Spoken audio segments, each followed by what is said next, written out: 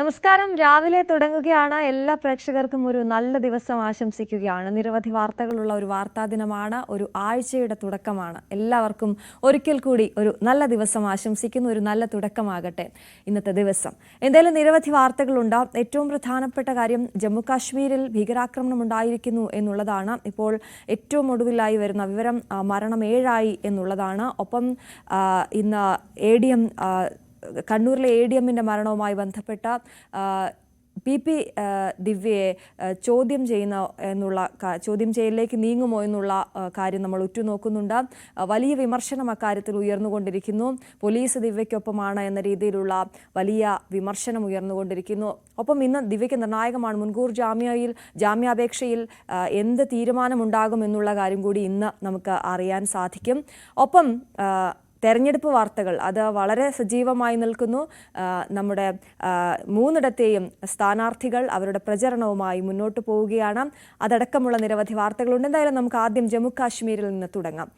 ജമ്മു കാശ്മീരിലെ ഗന്ദർബാലിലാണ് ഭീകരാക്രമണം ഉണ്ടായിരിക്കുന്നത്. ഭീകരാക്രമണത്തിൽ മരണം 7 തുരങ്കപാത നിർമ്മാണത്തിനെത്തിയ തൊഴിലാളികളും ഒരു ഡോക്ടറുമാണ് കൊല്ലപ്പെട്ടത്.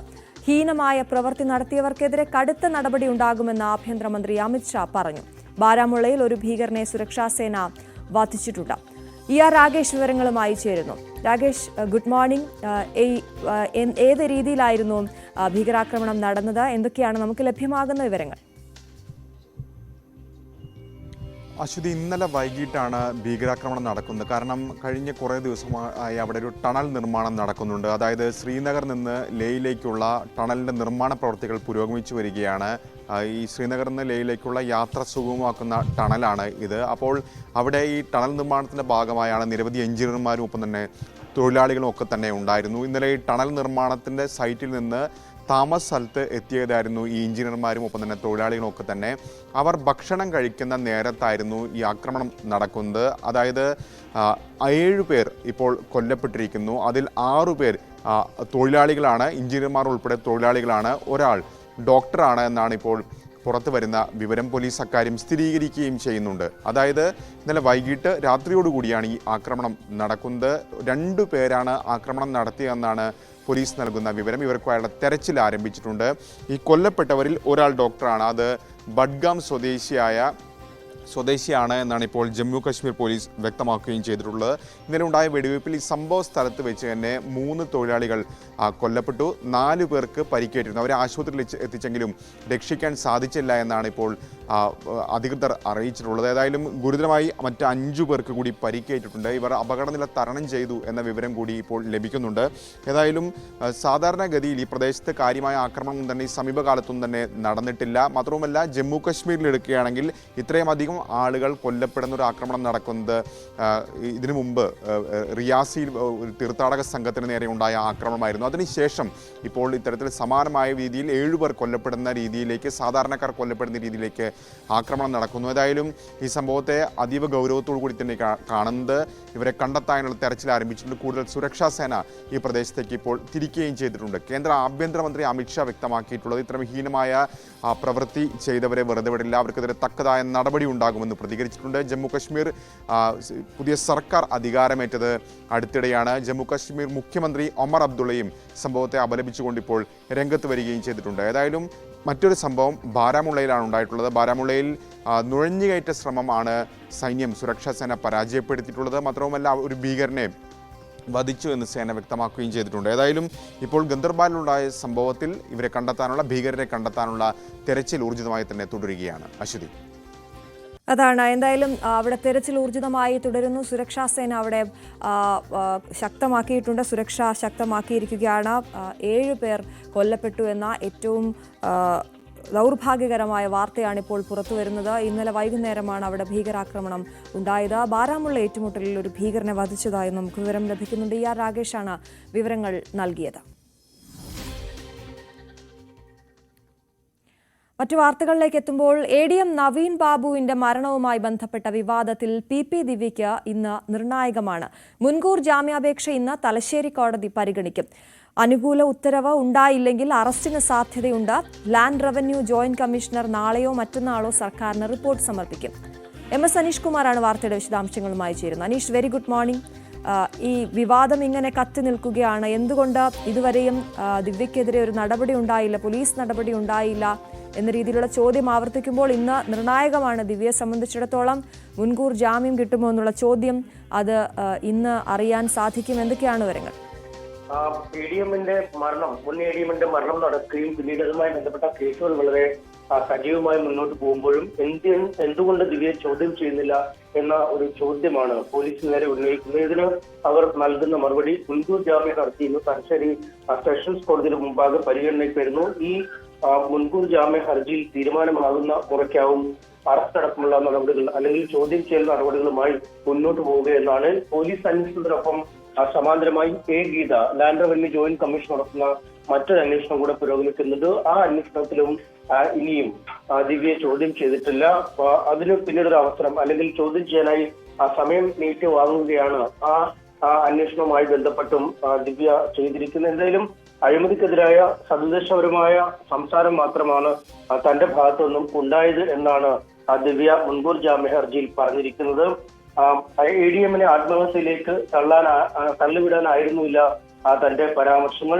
ഫയൽ നീക്കം വേഗത്തിലാക്കുക, സർക്കാർ സംവിധാനങ്ങൾ ചടുലമായി ചലിക്കുക എന്നീ കാര്യങ്ങൾ മാത്രമാണ് താൻ ഉദ്ദേശിച്ചിട്ടുള്ളത് എന്നും അവർ ജാമ്യ ഹർജിയിൽ വിവരിക്കുന്നു. ഒപ്പം ഈ പ്രസംഗത്തിന്റെ വീഡിയോ പൂർണ്ണ രൂപത്തിൽ ഈ ജാമ്യ ഹർജിക്കൊപ്പം സമർപ്പിക്കുകയും ചെയ്തിട്ടുണ്ട്. മറ്റു ചില കാര്യങ്ങൾ കൂടി പറയുന്നുമുണ്ട്. ഈ ADM ഓഫീസിലെ അല്ലെങ്കിൽ റവന്യൂവിലെ അഴിമതിയുമായി ബന്ധപ്പെട്ട മറ്റു ചില പരാതികൾ കൂടി ആളുകൾ ഉന്നയിച്ചിരുന്നു. അതുകൂടിയൊക്കെ ഉൾപ്പെടുത്തിയായിരുന്നു തന്റെ വിമർശനമെന്നും അവർ പറയുന്നുണ്ട്. എന്തായാലും ഇക്കാര്യങ്ങൾ പൂർണ്ണമായും ഇന്ന് കോടതി പരിശോധിക്കും. അതിൽ വിശദമായ വാദം കേൾക്കുമോ എന്ന കാര്യത്തിൽ നമുക്ക് വ്യക്തതയില്ലെങ്കിൽ പോലും കേസ് ഇത്ര വിവാദമായി നിൽക്കുന്ന സാഹചര്യത്തിൽ കോടതി ഇക്കാര്യങ്ങൾ പരിഗണിക്കുമെന്നാണ് നമുക്ക് മനസ്സിലാക്കാൻ കഴിയുന്നത്. കോടതിയുടെ ഭാഗത്തു നിന്നും ഒരു അനുകൂലമായ നിലപാട്, അതായത് മുൻകൂർ ജാമ്യ ഹർജി നൽകുകയോ അല്ലെങ്കിൽ അറസ്റ്റ് തടഞ്ഞുകൊണ്ടുള്ള ഒരു ഉത്തരവ് ഇറക്കുകയോ ചെയ്തില്ലെങ്കിൽ അത് ദിവ്യയെ സംബന്ധിച്ച് വലിയ പ്രതിസന്ധിയിലേക്ക് കാര്യങ്ങൾ നീക്കും. കാരണം അന്വേഷണ സംഘത്തിന് മുമ്പാകെ ചോദ്യം ചെയ്യലിന് ഹാജരാവുക, എന്നാൽ തൽക്കാലം അറസ്റ്റ് ചെയ്യാൻ പാടില്ല, അങ്ങനെ ഒരു ഉത്തരവ് ഉണ്ടായാൽ ഒരുപക്ഷെ ദിവ്യ ഇന്ന് അന്വേഷണ സംഘത്തിന് മുമ്പാകെ ചോദ്യം ചെയ്യലിന് ഹാജരാവുകയും അല്ലെങ്കിൽ പിന്നീട് വീണ്ടും നടപടിക്രമങ്ങൾ നീണ്ടു പോകുന്നതിനുള്ള സാധ്യത തന്നെയാണ് നമുക്ക് മുന്നിൽ കാണാൻ കഴിയുന്നത്. കഴിഞ്ഞ ഏതാനും ദിവസങ്ങളായി ദിവ്യ അവിടെ വീട്ടിലില്ല എന്നാണ് മനസ്സിലാക്കാൻ കഴിയുന്നത്. പക്ഷെ എവിടെയാണ് എന്നതിനെ കുറിച്ച് കൃത്യമായ ചിത്രം പോലീസിനുണ്ടോ എന്ന കാര്യം നമുക്ക് വ്യക്തമാവുന്നില്ല. കണ്ണൂർ ഇരിണാവിലാണ് അവർ താമസിച്ചുകൊണ്ടിരിക്കുന്നത്. മുൻകൂർ ജാമ്യ ഹർജി കോടതിയുടെ പരിഗണനയിൽ ഇരിക്കുന്നത് കൊണ്ട് തന്നെ തൽക്കാലം മാറി നിൽക്കുന്നു എന്നാണ് നമുക്ക് മനസ്സിലാക്കാൻ കഴിയുന്നത്. സാധാരണഗതിയിൽ ഇത്തരത്തിലുള്ള ക്രിമിനൽ കേസുകളിൽ മുൻകൂർ ജാമ്യ ഹർജി കോടതിയിൽ പരിഗണിക്കുമ്പോൾ തൽക്കാലം മാറി നിൽക്കുകയും പിന്നീട് ജാമ്യ ഹർജിയിൽ ഒരു അനുകൂല നിലപാട് ഉണ്ടാവുമ്പോൾ പിന്നീട് പ്രതികൾ പുറത്തേക്ക് വരികയും ചെയ്യുന്ന ഒരു സാഹചര്യമുണ്ട്. എന്തായാലും ഇക്കാര്യത്തിലും ഈ നിലപാട് തന്നെ ദിവ്യ സ്വീകരിച്ചിരിക്കുന്നു എന്നാണ് നമുക്ക് മനസ്സിലാക്കാൻ കഴിയുന്നത്. എന്തായാലും മറുവശത്ത് ഈ ഗീത നടത്തുന്ന റവന്യൂ വകുപ്പുമായി ബന്ധപ്പെട്ട അന്വേഷണവും ഏതാണ്ട് അവസാന ഘട്ടത്തിലേക്ക് നീങ്ങുകയാണ്. ആ അന്വേഷണത്തിൽ ജില്ലാ കളക്ടർ അടക്കമുള്ള ആളുകളുടെ മൊഴി എടുത്തിരുന്നു. ഒരുപക്ഷെ കളക്ടറുടെ മൊഴി പോലീസ് രേഖപ്പെടുത്തുന്നതിനുള്ള സാഹചര്യം മുന്നിൽ കാണുന്നു. കാരണം കളക്ടർ പറഞ്ഞിട്ടാണ് ആ ചടങ്ങിൽ പങ്കെടുത്തത് എന്നായിരുന്നു ദിവ്യ ഈ മുൻകൂർ ജാമ്യ ഹർജിയിൽ പറഞ്ഞിരിക്കുന്നത്. എന്നാൽ ലാൻഡ് റവന്യൂ ജോയിന്റ് കമ്മീഷണർക്ക് നൽകിയ അല്ലെങ്കിൽ ഗീതയ്ക്ക് നൽകിയ മൊഴിയിൽ കളക്ടർ പറഞ്ഞിരുന്നത് അങ്ങോട്ട് അപ്രതീക്ഷിതമായി എത്തുകയായിരുന്നു ദിവ്യ ചെയ്തതെന്നാണ്. ഒപ്പം ദിവ്യയുടെ പ്രസംഗത്തിലെ ആദ്യ ഭാഗത്ത് ഇക്കാര്യം പറയുകയും ചെയ്യുന്നുണ്ട്. അതുകൊണ്ട് തന്നെ ഈ മൊഴിയും ഒപ്പം യഥാർത്ഥ സംഭവവും തമ്മിൽ ചില പൊരുത്തക്കേടുകൾ ഉണ്ടാവും. ഇത്തരം പൊരുത്തക്കേടുകളെ ഇന്ന് കോടതിയിൽ പോലീസ് എതിർക്കൂ എന്നതും നമുക്ക് കാത്തിരുന്ന് കാണേണ്ടതുണ്ട്. എന്തായാലും ഏറെ നിർണായകമായ അതാണ് അനീഷ്. ഈ ദൃശ്യങ്ങൾ അത് ഒരുപാട് കാര്യങ്ങൾ സംസാരിക്കുന്നുണ്ട്. ഈ ഇത്രയും വലിയ വിമർശനം, അഴിമതി ആരോപണം ഒരു വേദിയിൽ, അതും അദ്ദേഹത്തിന്റെ യാത്രയയപ്പ് ചടങ്ങിൽ നടത്തുമ്പോൾ കളക്ടർ ഒന്നും മിണ്ടിയിരുന്നില്ല എന്ന് മാത്രമല്ല അതിനൊരു മൗനാനുവാദം കൂടി നൽകുകയായിരുന്നു എന്നുള്ളത് നമുക്ക് ദൃശ്യങ്ങളിൽ നിന്ന് വ്യക്തമാണ്. പക്ഷെ ഇപ്പോൾ എല്ലാവരും പറഞ്ഞൊഴിയുന്നു. കളക്ടർ ആ കുടുംബത്തിനടക്കം കത്തയക്കുന്നു, താൻ അറിയാതെ നടന്ന കാര്യമാണ് എന്നടക്കം പറയുന്നു. പക്ഷേ നിയമപരമായ നടപടികൾ അത് മുന്നോട്ട് പോകേണ്ടത് തന്നെയല്ലേ? ഇതുവരെയും റവന്യൂ വകുപ്പിന്റെ അന്വേഷണത്തിലാണെങ്കിൽ പോലും പോലീസിന്റെ അന്വേഷണത്തിലാണെങ്കിലും ഇതുവരെയും ചോദ്യം ചെയ്യൽ പോലും നടന്നിട്ടില്ല എന്ന് പറയുമ്പോൾ അത് പറഞ്ഞു വെക്കുന്നത് എന്താണ്? വലിയ വിമർശനം ഇക്കാര്യത്തിൽ ഉയരുന്നില്ലേ? തീർച്ചയായും വലിയ വിമർശനം ഉയരുന്നുണ്ട്. കാരണം CPM ആവർത്തിച്ച് വ്യക്തമാക്കുന്നു പാർട്ടി കുടുംബത്തോടൊപ്പം ഉണ്ടെന്ന്.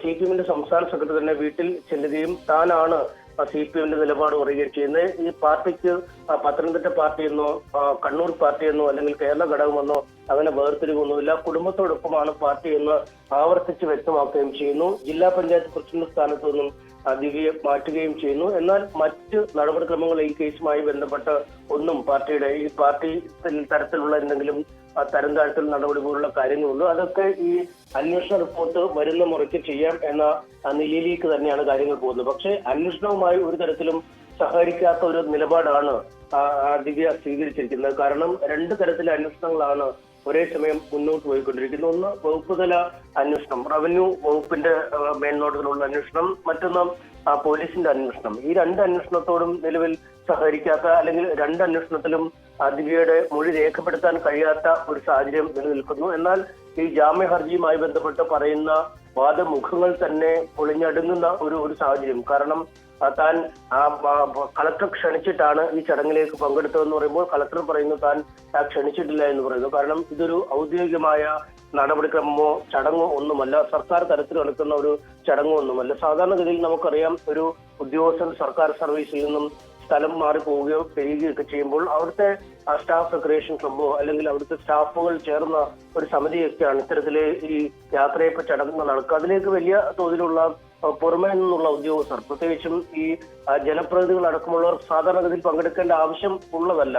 പക്ഷെ ഇവിടെ കരുതി കൂട്ടിയാണ് PP ദിവ്യ ഇവിടേക്ക് വരികയും അദ്ദേഹത്തെ അങ്ങേയറ്റം അധിക്ഷേപിച്ച് സംസാരിക്കുകയും ചെയ്തതെന്ന് ഇതിനകം തന്നെ വ്യക്തമായി കഴിഞ്ഞിരിക്കുന്നു. ഇതിൽ കേവലം ഈ അഴിമതിക്കെതിരെ സതുദ്ദേശപരമായ വിമർശനം ഉയർത്തുക എന്നത് മാത്രമാണോ, മറ്റ് രാഷ്ട്രീയ ലക്ഷ്യങ്ങളോ അല്ലെങ്കിൽ മറ്റു ചില ഇടപാടുകളോ ഉണ്ട് എന്നതിനെ കുറിച്ചുള്ള ചർച്ചകൾ അതാണ് ഇന്നത്തെ ഈ മുൻകൂർ ജാമ്യാപേക്ഷയ്ക്ക് ഉള്ള ഏറ്റവും പ്രധാനപ്പെട്ട ഒരു കാര്യം. ഈ PP ദിവ്യ തന്നെ അന്ന് ഈ പ്രസംഗത്തിന്, അതായത് സംസാരത്തിന് മുൻപ് പറയുന്നുണ്ടായിരുന്നു, ഇതുവഴി പോയപ്പോൾ ഇങ്ങനെ ഒരു ചടങ്ങ് നടക്കുന്നു എന്നറിഞ്ഞാണ് താൻ ഇവിടെ കയറിയത്. അങ്ങനെ ഒരു വാക്യം കൂടി അവരുടെ സംസാരത്തിൽ ഉണ്ടായിരുന്നു. ഒപ്പം അനീഷ് പറഞ്ഞതുപോലെ ഒരു അഴിമതി നടത്തിയ ഒരാൾക്കുള്ളൊരു താക്കീത് അല്ലെങ്കിൽ ഒരു ഓർമ്മപ്പെടുത്തൽ എന്നതിനപ്പുറത്തേക്ക് ഇനി ഉപഹാരം സമർപ്പിക്കുന്ന ചടങ്ങാണ്, അതിന് ഞാൻ നിൽക്കുന്നില്ല എന്ന് പറഞ്ഞുകൊണ്ട് ഇറങ്ങി പോകുന്നതൊക്കെ നമ്മൾ കാണുന്നുണ്ട്. അപ്പം ഒരാളെ അങ്ങേയറ്റം അപമാനിക്കുക എന്നുള്ളതാണ് നമ്മൾ ആ ദൃശ്യങ്ങളിൽ നിന്ന് മനസ്സിലാകുന്നത്, അല്ലേ അനീഷ്?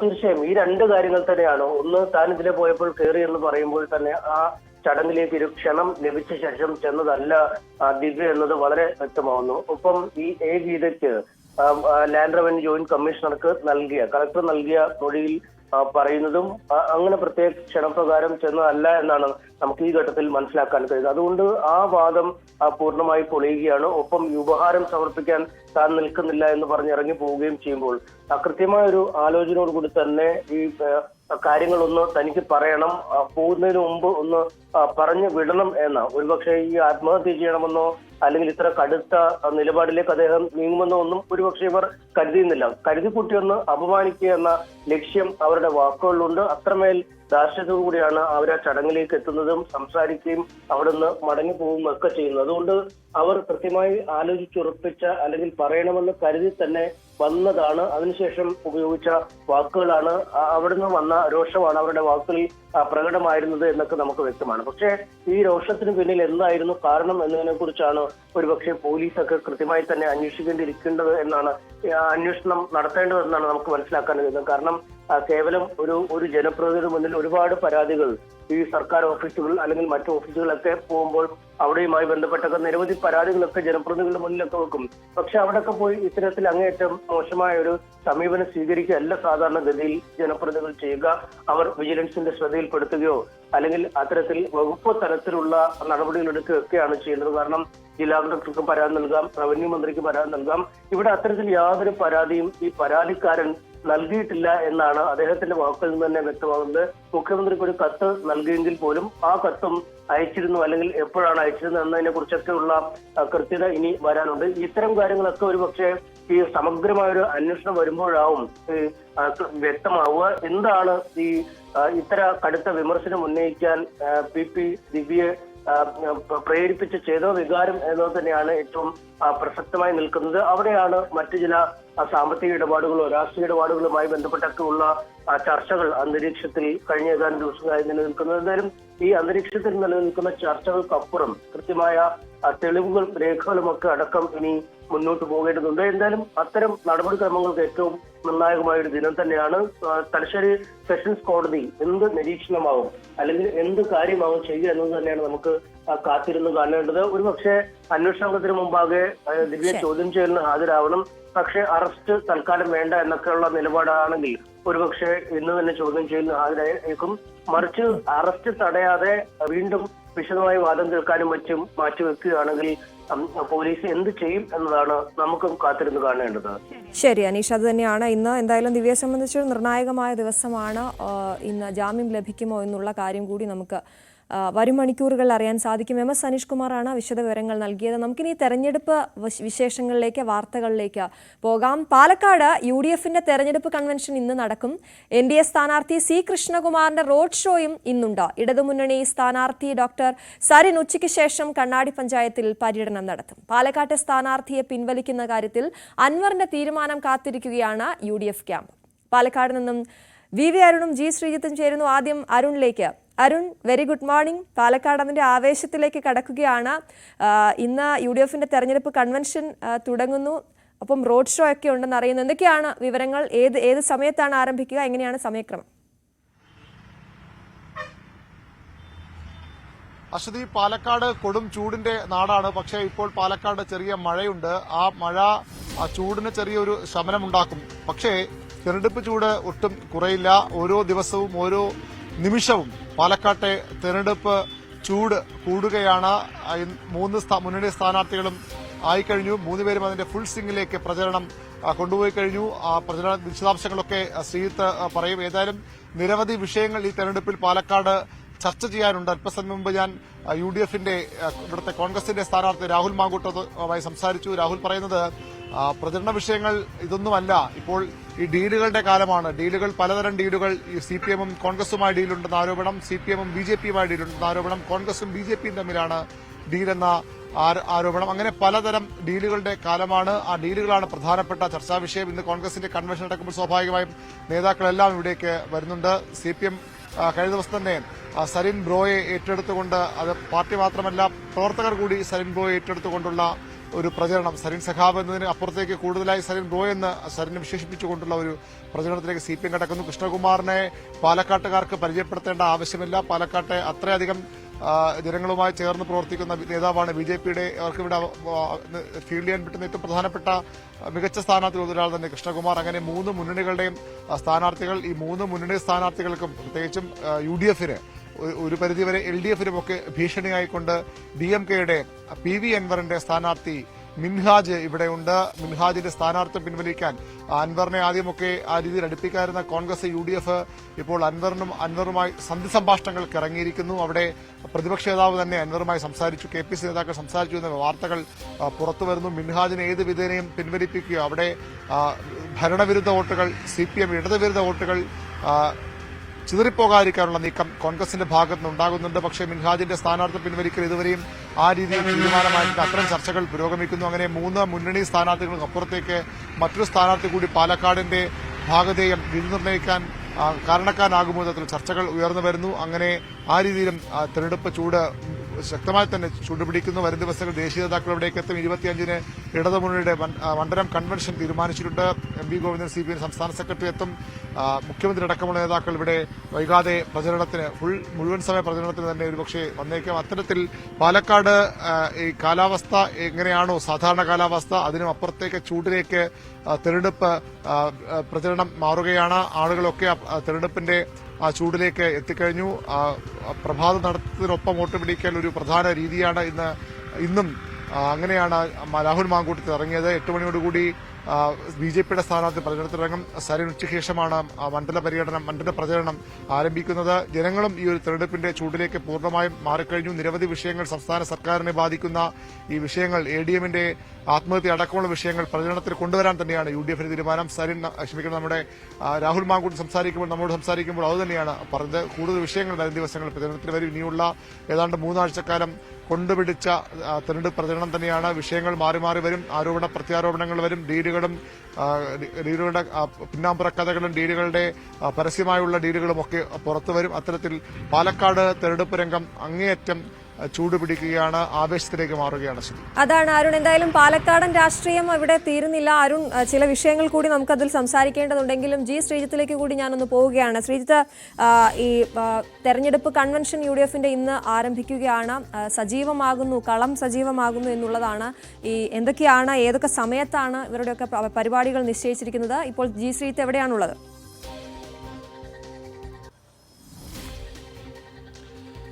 ഞാനിപ്പോൾ പാലക്കാട് കർണകയമ്മൻ ക്ഷേത്രത്തിന് സമീപത്താണുള്ളത്. അല്പസമയത്തിനുള്ളിൽ BJP സ്ഥാനാർത്ഥി C. കൃഷ്ണകുമാർ ഇവിടെ എത്തുന്നുണ്ട്. ഇവിടെ നിന്നാണ് അദ്ദേഹത്തിന്റെ ഒരു പ്രചരണ പരിപാടികൾ ഇന്നത്തേത് ആരംഭിക്കുന്നത്. അശ്വതി നേരത്തെ ചൂണ്ടിക്കാട്ടിയതുപോലെ UDF അതിന്റെ പ്രചരണത്തിന് ഔദ്യോഗികമായ തുടക്കം കുറിക്കുന്നു എന്നുള്ളതാണ്. തെരഞ്ഞെടുപ്പ് കൺവെൻഷനുകൾ നമുക്കറിയാം, സാധാരണഗതിയിൽ ഈ തെരഞ്ഞെടുപ്പ് കൺവെൻഷനുകളിൽ നേതാക്കൾ പറയുന്ന പല പ്രധാനപ്പെട്ട വാദപ്രതിവാദങ്ങളുമൊക്കെ വരും ദിവസങ്ങളിൽ വലിയ ചർച്ചയിലേക്ക്, അതായത് ഈ തെരഞ്ഞെടുപ്പിന്റെ രാഷ്ട്രീയം സെറ്റ് ചെയ്യുന്ന നിലയിലേക്ക് അത് അവതരിപ്പിക്കാറുണ്ട്. അതിന്റെ ഭാഗം കൂടിയാണ് ഇന്നത്തെ UDF-ന്റെ തെരഞ്ഞെടുപ്പ് കൺവെൻഷൻ എന്ന് കരുതേണ്ടി വരും. വൈകുന്നേരം 4 മണിക്കാണ് ഇവിടെ തെരഞ്ഞെടുപ്പ് കൺവെൻഷൻ നടക്കുക.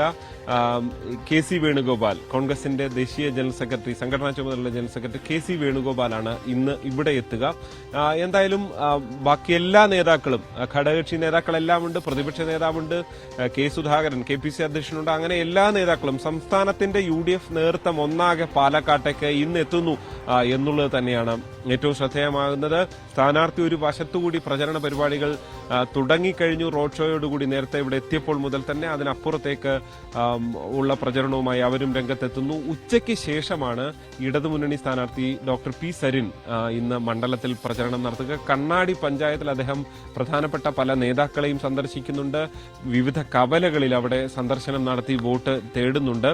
C. കൃഷ്ണകുമാറിനെ സംബന്ധിച്ച്, BJPയെ സംബന്ധിച്ച് ഇന്ന് അവരുടെ ഒരു വളരെ പ്രധാനപ്പെട്ട ദിവസമാണ്. പ്രത്യേകിച്ച് ഉച്ചയ്ക്ക് ശേഷം 3 മണിക്ക് മുതൽ അവരുടെ റോഡ് ഷോ നടത്തുകയാണ്. കഴിഞ്ഞ ദിവസം LDF-ഉം അതിനു മുൻപ് UDF-ഉം ഒക്കെ നടത്തിയ ശക്തി പ്രകടനത്തിന് അപ്പുറത്തേക്ക് കവച്ചുവെക്കാൻ കഴിയുന്ന തരത്തിലേക്കുള്ള ഒരു വലിയ റോഡ് ഷോ അവരും ആസൂത്രണം ചെയ്യുകയാണ്. മോയൻ സ്കൂളിൽ നിന്നും ആരംഭിച്ച് സ്റ്റേഡിയം ബസ് സ്റ്റാൻഡ് വരെ ആയിരിക്കും. 3 മണിക്കാണ് ആ റോഡ് ഷോ ആരംഭിക്കുക. അങ്ങനെ ഒന്നുകൂടി ചൂട് പിടിക്കുകയാണ് കളം. ഇപ്പോൾ 3 സ്ഥാനാർത്ഥികളും വന്നു കഴിഞ്ഞു, ഒന്നുകൂടി ചൂട് പിടിക്കുന്നു. ഇനി നേരത്തെ അരുണൊക്കെ ചൂണ്ടിക്കാണിച്ചതുപോലെ ഇനിയുള്ള ദിവസങ്ങളിലെ രാഷ്ട്രീയം എന്ത് എന്നൊക്കെയുള്ളത് വളരെ സൂക്ഷ്മമായി ഈ തെരഞ്ഞെടുപ്പിനെ ബാധിക്കുന്ന രാഷ്ട്രീയ ചർച്ചകളിലേക്ക് മുന്നണികൾ കടക്കുകയാണ്. അശ്വതി, അതാണ് ശ്രീജിത്താണ് വിവരങ്ങൾ നൽകിയത്. എന്തായാലും അവിടെ പ്രചരണം അതിന്റെ അങ്ങേയറ്റത്തേക്ക് ഉയരാൻ പോകുന്നു എന്നുള്ളത് തന്നെയാണ് ശ്രീജിത്ത് റിപ്പോർട്ട് ചെയ്യുന്നത്. അരുൺ, രാഷ്ട്രീയം പറയുമ്പോൾ P. സരിന്റെ ഇന്നലത്തെ വാക്കുകൾ അത് വളരെയേറെ ചർച്ച ചെയ്യപ്പെടുന്നു. ഷാഫി പറമ്പിലിന് അനുകൂലമായി വോട്ട് ചെയ്തു ഇടതുപക്ഷം BJPയെ തോൽപ്പിക്കാൻ എന്ന അദ്ദേഹത്തിന്റെ വാക്ക്, അത് ഏത് രീതിയിലാണ് അവിടെ പ്രചാരണ ആയുധമാക്കുന്നത്? ഏത് രീതിയിൽ പ്രതിരോധിക്കും അതിനെ ഇടതുപക്ഷം?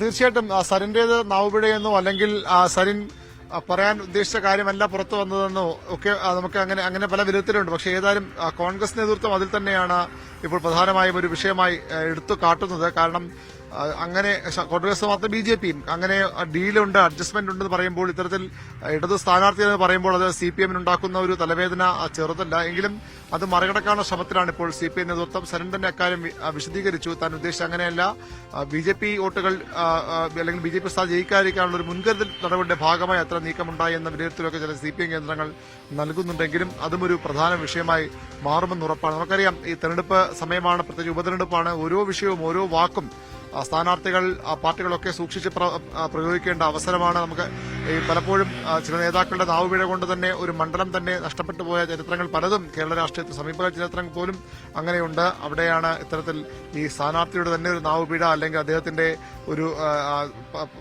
ആ രീതിയിലുള്ള ഒരു പ്രസംഗം, ഒരു നിലപാട് പറച്ചിൽ ഇങ്ങനെ ഒരു വിവാദമായി മാറുന്നത്. അതിനെ മറികടക്കാനുള്ള ശ്രമത്തിലാണ് CPM. എന്നാൽ അങ്ങനെ വിട്ടുകൊടുക്കാൻ കോൺഗ്രസ് തയ്യാറാകില്ല. BJPയും ആ വിഷയം ഏറ്റെടുക്കും. അത്തരം കാര്യങ്ങൾ വീണ്ടും ചർച്ച നടക്കും. ഏതായാലും എല്ലാ തലത്തിലും എല്ലാ തരത്തിലുമുള്ള ആരോപണ പ്രത്യാരോപണങ്ങൾ വിഷയങ്ങളൊക്കെ ചർച്ചയ്ക്ക് വരികയാണ്. പാലക്കാട് ഒരുപക്ഷെ ഇത്ര ശക്തമായ ഒരു തെരഞ്ഞെടുപ്പ് പോരാട്ടം മുൻപൊരിക്കലും ഉണ്ടായിട്ടില്ല. ഒരു ഉപതെരഞ്ഞെടുപ്പിലേക്ക് പാലക്കാട് കടന്നിട്ടില്ല. മാത്രമല്ല കഴിഞ്ഞ നിയമസഭാ തെരഞ്ഞെടുപ്പിൽ പോലും അതിശക്തമായ ത്രികോണ മത്സരമായിരുന്നെങ്കിൽ ഇപ്പോൾ അതിനെ മറികടന്നുകൊണ്ടുള്ള ഒരു പോരാട്ടം. കാരണം ആ ത്രികോണ മത്സരം വരുമ്പോഴും CPM-നെ വലിയ പ്രതീക്ഷയൊന്നും ആ ഘട്ടത്തിലുണ്ടായിരുന്നില്ല. ഏതായാലും സരിന്റെ സ്ഥാനാർത്ഥിയിലൂടെ CPM പ്രതീക്ഷിച്ച ഒരു കാര്യം അവർക്ക് നേടാനായി ഇവിടെ ഒരു ഓളം തുടക്കത്തിൽ തന്നെ ഉണ്ടാക്കാൻ, അല്ലെങ്കിൽ ഒരു BJP കോൺഗ്രസ് നേരിട്ടുള്ള ഡയറക്ട് ഫൈറ്റിലേക്ക് പോകാവുന്ന മത്സരം ഇപ്പോൾ മൂന്ന് മുന്നണികളുടെയും ഇഞ്ചോടിഞ്ച് പോരാട്ടത്തിലേക്ക് തുടക്കത്തെങ്കിലും കാര്യങ്ങൾ മാറിമറിയാം. ഈ തെരഞ്ഞെടുപ്പിന്റെ ഇനിയുള്ള ദിവസങ്ങൾ ഉയർന്നു വരുന്ന ഓരോ വിഷയങ്ങളും ഈ തെരഞ്ഞെടുപ്പിന്റെ മൊത്തത്തിലുള്ള പ്രചരണത്തെ സ്വാധീനിക്കാം, അജണ്ടയെ നിശ്ചയിക്കാം. അങ്ങനെ എല്ലാ തയ്യാറെടുപ്പോടും കൂടി മൂന്ന് മുന്നണികൾക്കും വളരെ പ്രധാനപ്പെട്ടതാണ് മണ്ഡലം. CPM-നെ സംബന്ധിച്ചിടത്തോളം മൂന്നാം സ്ഥാനത്തേക്ക് പോയത് നാണക്കേട് തിരിച്ചു കയറണം. അവർക്ക് പാലക്കാട് ജില്ല അവരുടെ ഒരു വലിയ ശക്തി കേന്ദ്രമാണ്. പാലക്കാട് മണ്ഡലവും തങ്ങൾക്ക് ബാലികേറ മലയല്ല എന്ന് സ്ഥാപിക്കാനുള്ള ശ്രമത്തിലാണ് CPM. അതിനുള്ള പ്രവർത്തനങ്ങൾ അവരുടെ ഭാഗത്തുണ്ടാകും. കോൺഗ്രസിനാകട്ടെ ഇവിടെ ഒരു പരാജയം ചിന്തിക്കാൻ പോലും കഴിയാത്തതാണ്. എന്ത് ഡിഗ്രിയുടെ പേര് പറഞ്ഞാലും ആർക്ക് വോട്ട് മറിച്ചത് പറഞ്ഞാലും കോൺഗ്രസിന് ഇവിടെ വിജയത്തെക്കുറിച്ച് ഒന്നും ചിന്തിക്കാൻ കഴിയില്ല. അത് അവരുടെ വരുന്ന തെരഞ്ഞെടുപ്പുകളിലേക്കുള്ള വലിയൊരു മൂലധനമായി ഈ വിജയം മാറുമെന്ന് അവർ പ്രതീക്ഷിക്കുന്നു. അതുകൊണ്ട് തന്നെ അവർ വലിയ എല്ലാ ആയുധങ്ങളും എടുത്തുള്ള പോരാട്ടത്തിലാണ് കോൺഗ്രസ് ഇറങ്ങുന്നത്. BJP-ക്ക് ഇവിടെ ജയിച്ചില്ലെങ്കിൽ പിന്നെ എവിടെ എന്ന ചോദ്യം ഉയർന്നു വരും. കാരണം പാലക്കാട് ആ രീതിയിൽ BJP-ക്ക് വളർച്ചയുള്ള ഒരു ജില്ലയാണ്. പാലക്കാട് മണ്ഡലം, പ്രത്യേകിച്ച് മുനിസിപ്പൽ ഏരിയകളൊക്കെ അവർക്ക് വലിയ സ്വാധീനമുള്ള മേഖലയാണ്. കഴിഞ്ഞ തവണ വിജയിക്കുമെന്ന് തോന്നലിലെത്തിയ ശേഷം ഈശ്വരൻ പരാജയപ്പെട്ട മണ്ഡലമാണ്. അതുകൊണ്ട് തന്നെ BJP-ക്കും ഇവിടെ ജയിച്ചേ പറ്റൂ. തൃശൂരിൽ ഒരു ലോക്സഭാ സീറ്റ്, തൃശൂരിലൂടെ ലോക്സഭയിലേക്ക് സംസ്ഥാനത്ത് അക്കൗണ്ട് തുറന്ന ശേഷം പാലക്കാട് ഒരു നിയമസഭയിലേക്ക് കൂടി കടന്നു കയറാനായാൽ BJP-ക്ക് അത് വലിയ നേട്ടമായി മാറും. വരുന്ന നിയമസഭാ തെരഞ്ഞെടുപ്പിലും പ്രദേശ തെരഞ്ഞെടുപ്പിലുമൊക്കെ അവരുടെ എല്ലാ പ്രതീക്ഷകളും മറികടക്കുന്ന പ്രകടനത്തിലേക്ക് പോകാനുള്ള ഊർജ്ജം അവർക്ക് ഇത് നൽകും. അങ്ങനെ മൂന്ന് മുന്നണികൾക്കും വളരെ നിർണായകമായ ഒരു ഉപതെരഞ്ഞെടുപ്പാണ്. ഇനി ആഴ്ചകൾ മാത്രം ബാക്കി. അജണ്ടകൾ ഓരോന്നായി നിശ്ചയിക്കപ്പെടുന്നു, ഓരോന്നായി മാറി വരുന്നു. ഇനിയുള്ള ദിവസങ്ങളും പുതിയ അജണ്ടകളിലേക്ക് ഈ പാലക്കാട് തെരഞ്ഞെടുപ്പ് രംഗം മാറുമെന്ന് തന്നെയാണ് പ്രതീക്ഷിക്കാവുന്നത്. അതാണ് പാലക്കാട് നിന്നുള്ള ഏറ്റവും പുതിയ തെരഞ്ഞെടുപ്പ് വാർത്തകളാണ് VV അരുണും G ശ്രീജിത്തും നൽകിയത്. ഇനി നമുക്ക് ചേലക്കരയിലേക്ക് പോകാം. ചേലക്കരയിലെ UDF സ്ഥാനാർത്ഥി രമ്യ ഹരിദാസിന്റെ റോഡ് ഷോയും തെരഞ്ഞെടുപ്പ് കൺവെൻഷനും ഇന്ന് നടക്കും. പ്രതിപക്ഷ നേതാവ് VD സതീശൻ ഉൾപ്പെടെയുള്ളവർ പങ്കെടുക്കും. MG മിഥുനാണ് ചേലക്കരയിൽ നിന്നും ചേരുന്നത്. Mithun, very good morning. ചേലക്കരയിൽ എങ്ങനെയാണ് പ്രവർത്തനങ്ങൾ? എത്രത്തോളം ആത്മവിശ്വാസത്തിലാണ് മുന്നണികൾ?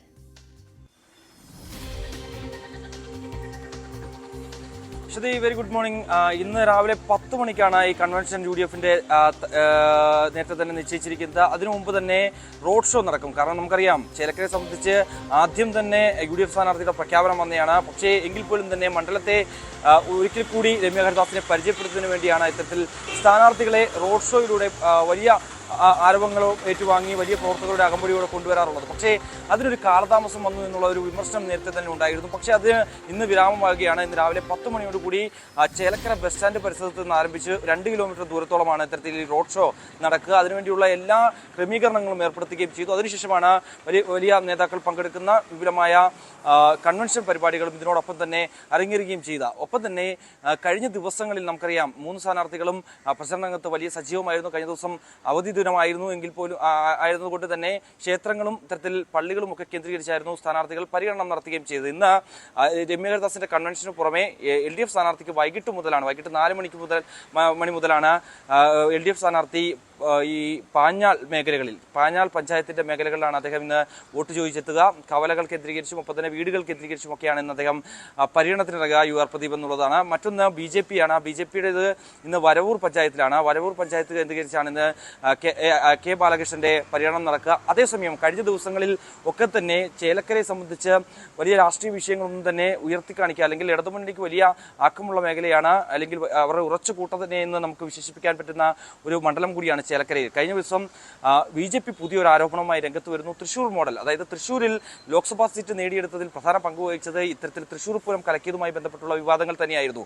അതിന്റെ അലയൊലികൾ മാറുന്നതിന് മുമ്പ് തന്നെ തൃശൂർ മോഡൽ നടപ്പിലാക്കാൻ, ചേലക്കരയിലും നടപ്പിലാക്കാനുള്ള ഒരു ശ്രമമാണ് BJP-യുടെ ഭാഗത്തുനിന്നും ഇപ്പോൾ ഉണ്ടാകുന്നത്. കാരണം ചേലക്കരയിലെ പൂരം, അതിന്റെ വെടിക്കെട്ട് കലക്കിയതിന് പിന്നിൽ K രാധാകൃഷ്ണനാണെന്നുള്ള ഒരു വിമർശനമാണ് പ്രധാനമായും, അല്ലെങ്കിൽ അത്തരത്തിലുള്ളൊരു ആരോപണമാണ് BJP മുന്നോട്ട് വെക്കുന്നത്. ചേലക്കരയിലെ പ്രാദേശിക തലത്തിൽ ഇത് വലിയ ആക്കമുണ്ടാക്കും, അവിടുത്തെ ജനങ്ങൾ അത് തിരിച്ചറിഞ്ഞുകൊണ്ട് BJPക്കൊപ്പം നിൽക്കുമെന്നുള്ള ഒരു പ്രതീക്ഷയുടെ അടിസ്ഥാനത്തിൽ കൂടി തന്നെയാണ് ഇത്തരത്തിലൊരു ആരോപണം മുന്നിൽ വെച്ചുകൊണ്ട് പ്രചരണം നയിക്കാൻ BJPയെ പ്രേരിപ്പിച്ചതെന്നുള്ള കാര്യത്തിൽ സംശയമില്ല. എന്തായാലും അത് പൂർണ്ണമായും ഇടതുമുന്നണി ഇന്നലെ തന്നെ തള്ളുകയും ചെയ്തു. കാരണം കെ രാധാകൃഷ്ണൻ ഉൾപ്പെടെയുള്ള നേതാക്കൾ പറഞ്ഞത് ഇത്തരത്തിൽ അനാവശ്യ കാര്യങ്ങൾ ഉയർത്തി കാണിച്ചുകൊണ്ട് മാത്രമാണ് എല്ലാ കാലത്തും BJP പ്രചരണ രംഗത്തേക്ക് വന്നിട്ടുള്ളത്. പക്ഷേ തൃശ്ശൂരിൽ നടപ്പിലായ ആ ഒരു സാഹചര്യം അല്ലെങ്കിൽ ആ ഒരു സംഭവം അത് ചേലക്കരയിൽ ഒരു തരത്തിലും നടപ്പിലാകില്ല. അത് BJPയുടെ അമിത ആത്മവിശ്വാസം മാത്രമാണ്. ഇത്തരത്തിൽ ചേലക്കരയുടെ ജനങ്ങൾ അത് പൂർണ്ണമായും അതാണ് മിഥുൻ. PV അൻവറിന്റെ DMKയുടെ പ്രചരണം അതെങ്ങനെ പുരോഗമിക്കുന്നു? അദ്ദേഹം പറഞ്ഞിട്ടുണ്ട് രമ്യ ഹരിദാസിനെ പിൻവലിക്കണം എങ്കിൽ പൂർണ്ണമായി പിന്തുണ നൽകുമെന്നൊക്കെ പറയുന്നുണ്ടല്ലോ. എന്താണ് അതിൽ എന്ത് നടക്കുമെന്നാണ് നമ്മൾ പ്രതീക്ഷിക്കേണ്ടത് ഈ അവസരത്തിൽ?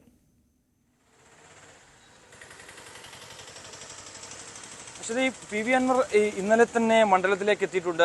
NK സുധീറും ആയി അദ്ദേഹം ഇന്നലെ ബസ് സ്റ്റാൻഡ് പരിസരത്തൊക്കെ കേന്ദ്രീകരിച്ച് അവിടുത്തെ ആളുകളുമായി ഒക്കെ സംസാരിച്ച് പോകുന്ന നമ്മൾ ഇന്നലെ ദൃശ്യങ്ങളിലൊക്കെ കണ്ടതാണ്. അതിനു മുമ്പ് തന്നെ നമ്മോട് അദ്ദേഹം പങ്കുവെച്ചൊരു കാര്യമുണ്ട്. കൃത്യമായി അദ്ദേഹത്തിന്റെ നിലപാട് പ്രതിപക്ഷ നേതാവിനെ അറിയിച്ചിട്ടുണ്ട്. പ്രതിപക്ഷ നേതാവ് ഫോണിൽ വിളിച്ച് സംസാരിച്ചു എന്നുള്ള ഒരു സ്ഥിരീകരണം അദ്ദേഹം നടത്തുകയും ചെയ്തു. അതിൽ പ്രധാനമായും പറയുന്നത് രമ്യ ഹരിദാസിനെ സ്ഥാനാർത്ഥിത്വത്തിൽ നിന്നും മാറ്റാൻ UDF നേതൃത്വം തയ്യാറാകണം. അതിനു പകരം തന്റെ സ്ഥാനാർത്ഥിയായിട്ടുള്ള DMKയുടെ സ്ഥാനാർത്ഥിയായിട്ടുള്ള NK സുധീറിനെ പിന്തുണയ്ക്കണമെന്നുള്ള ഒരു നിർദ്ദേശമാണ് PV അൻവർ മുന്നോട്ട് വെച്ചിട്ടുള്ളത്. അങ്ങനെയെങ്കിൽ പാലക്കാട്ടെ സ്ഥാനാർത്ഥിയെ പിൻവലിക്കാൻ തയ്യാറാകും താൻ എന്നുള്ള നിലപാടിൽ PV അൻവർ ഉറച്ചു നിൽക്കുകയാണ്. എന്തായാലും ഇന്ന് VD സതീശൻ മണ്ഡലത്തിലുണ്ട്. VD സതീശന്റെ പ്രതികരണം നമ്മൾ തേടുന്നുണ്ട്. എന്താണ് കാര്യം? അതായത് ഇത്തരത്തിൽ PV അൻവറുമായി സംസാരിച്ചിരുന്നോ, അല്ലെങ്കിൽ എന്താണ് വിഷയം?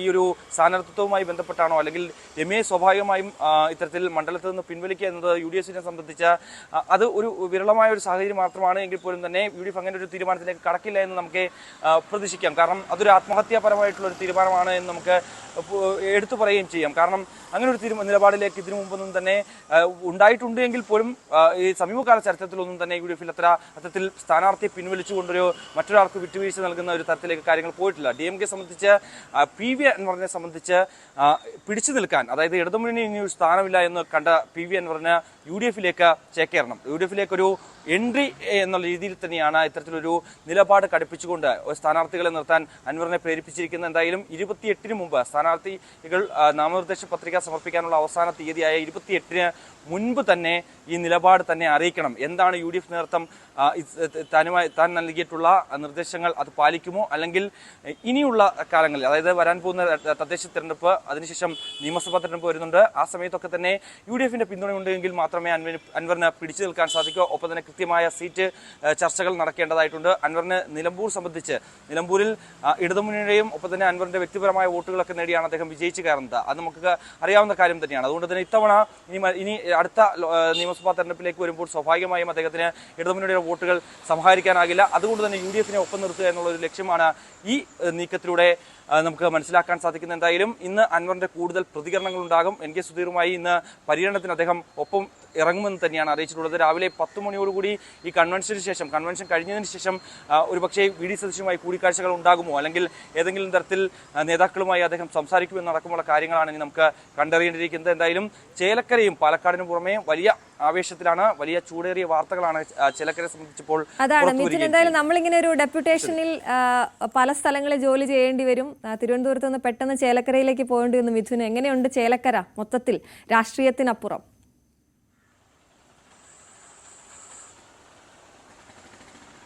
ചേലക്കര മനോഹരമായ ഒരു സ്ഥലം തന്നെയാണ്. കാരണം കുറച്ചുകൂടെ ടൗൺ ഏരിയ അല്ല, കുറച്ച് സ്ഥലങ്ങൾ മാത്രമേ ഈ ടൗൺ ഏരിയ ആയിട്ടുള്ളൂ. ബാക്കി എല്ലാ സ്ഥലങ്ങളും വളരെ മനോഹരമായിട്ടുള്ള മലയോര പ്രദേശങ്ങളുണ്ട്.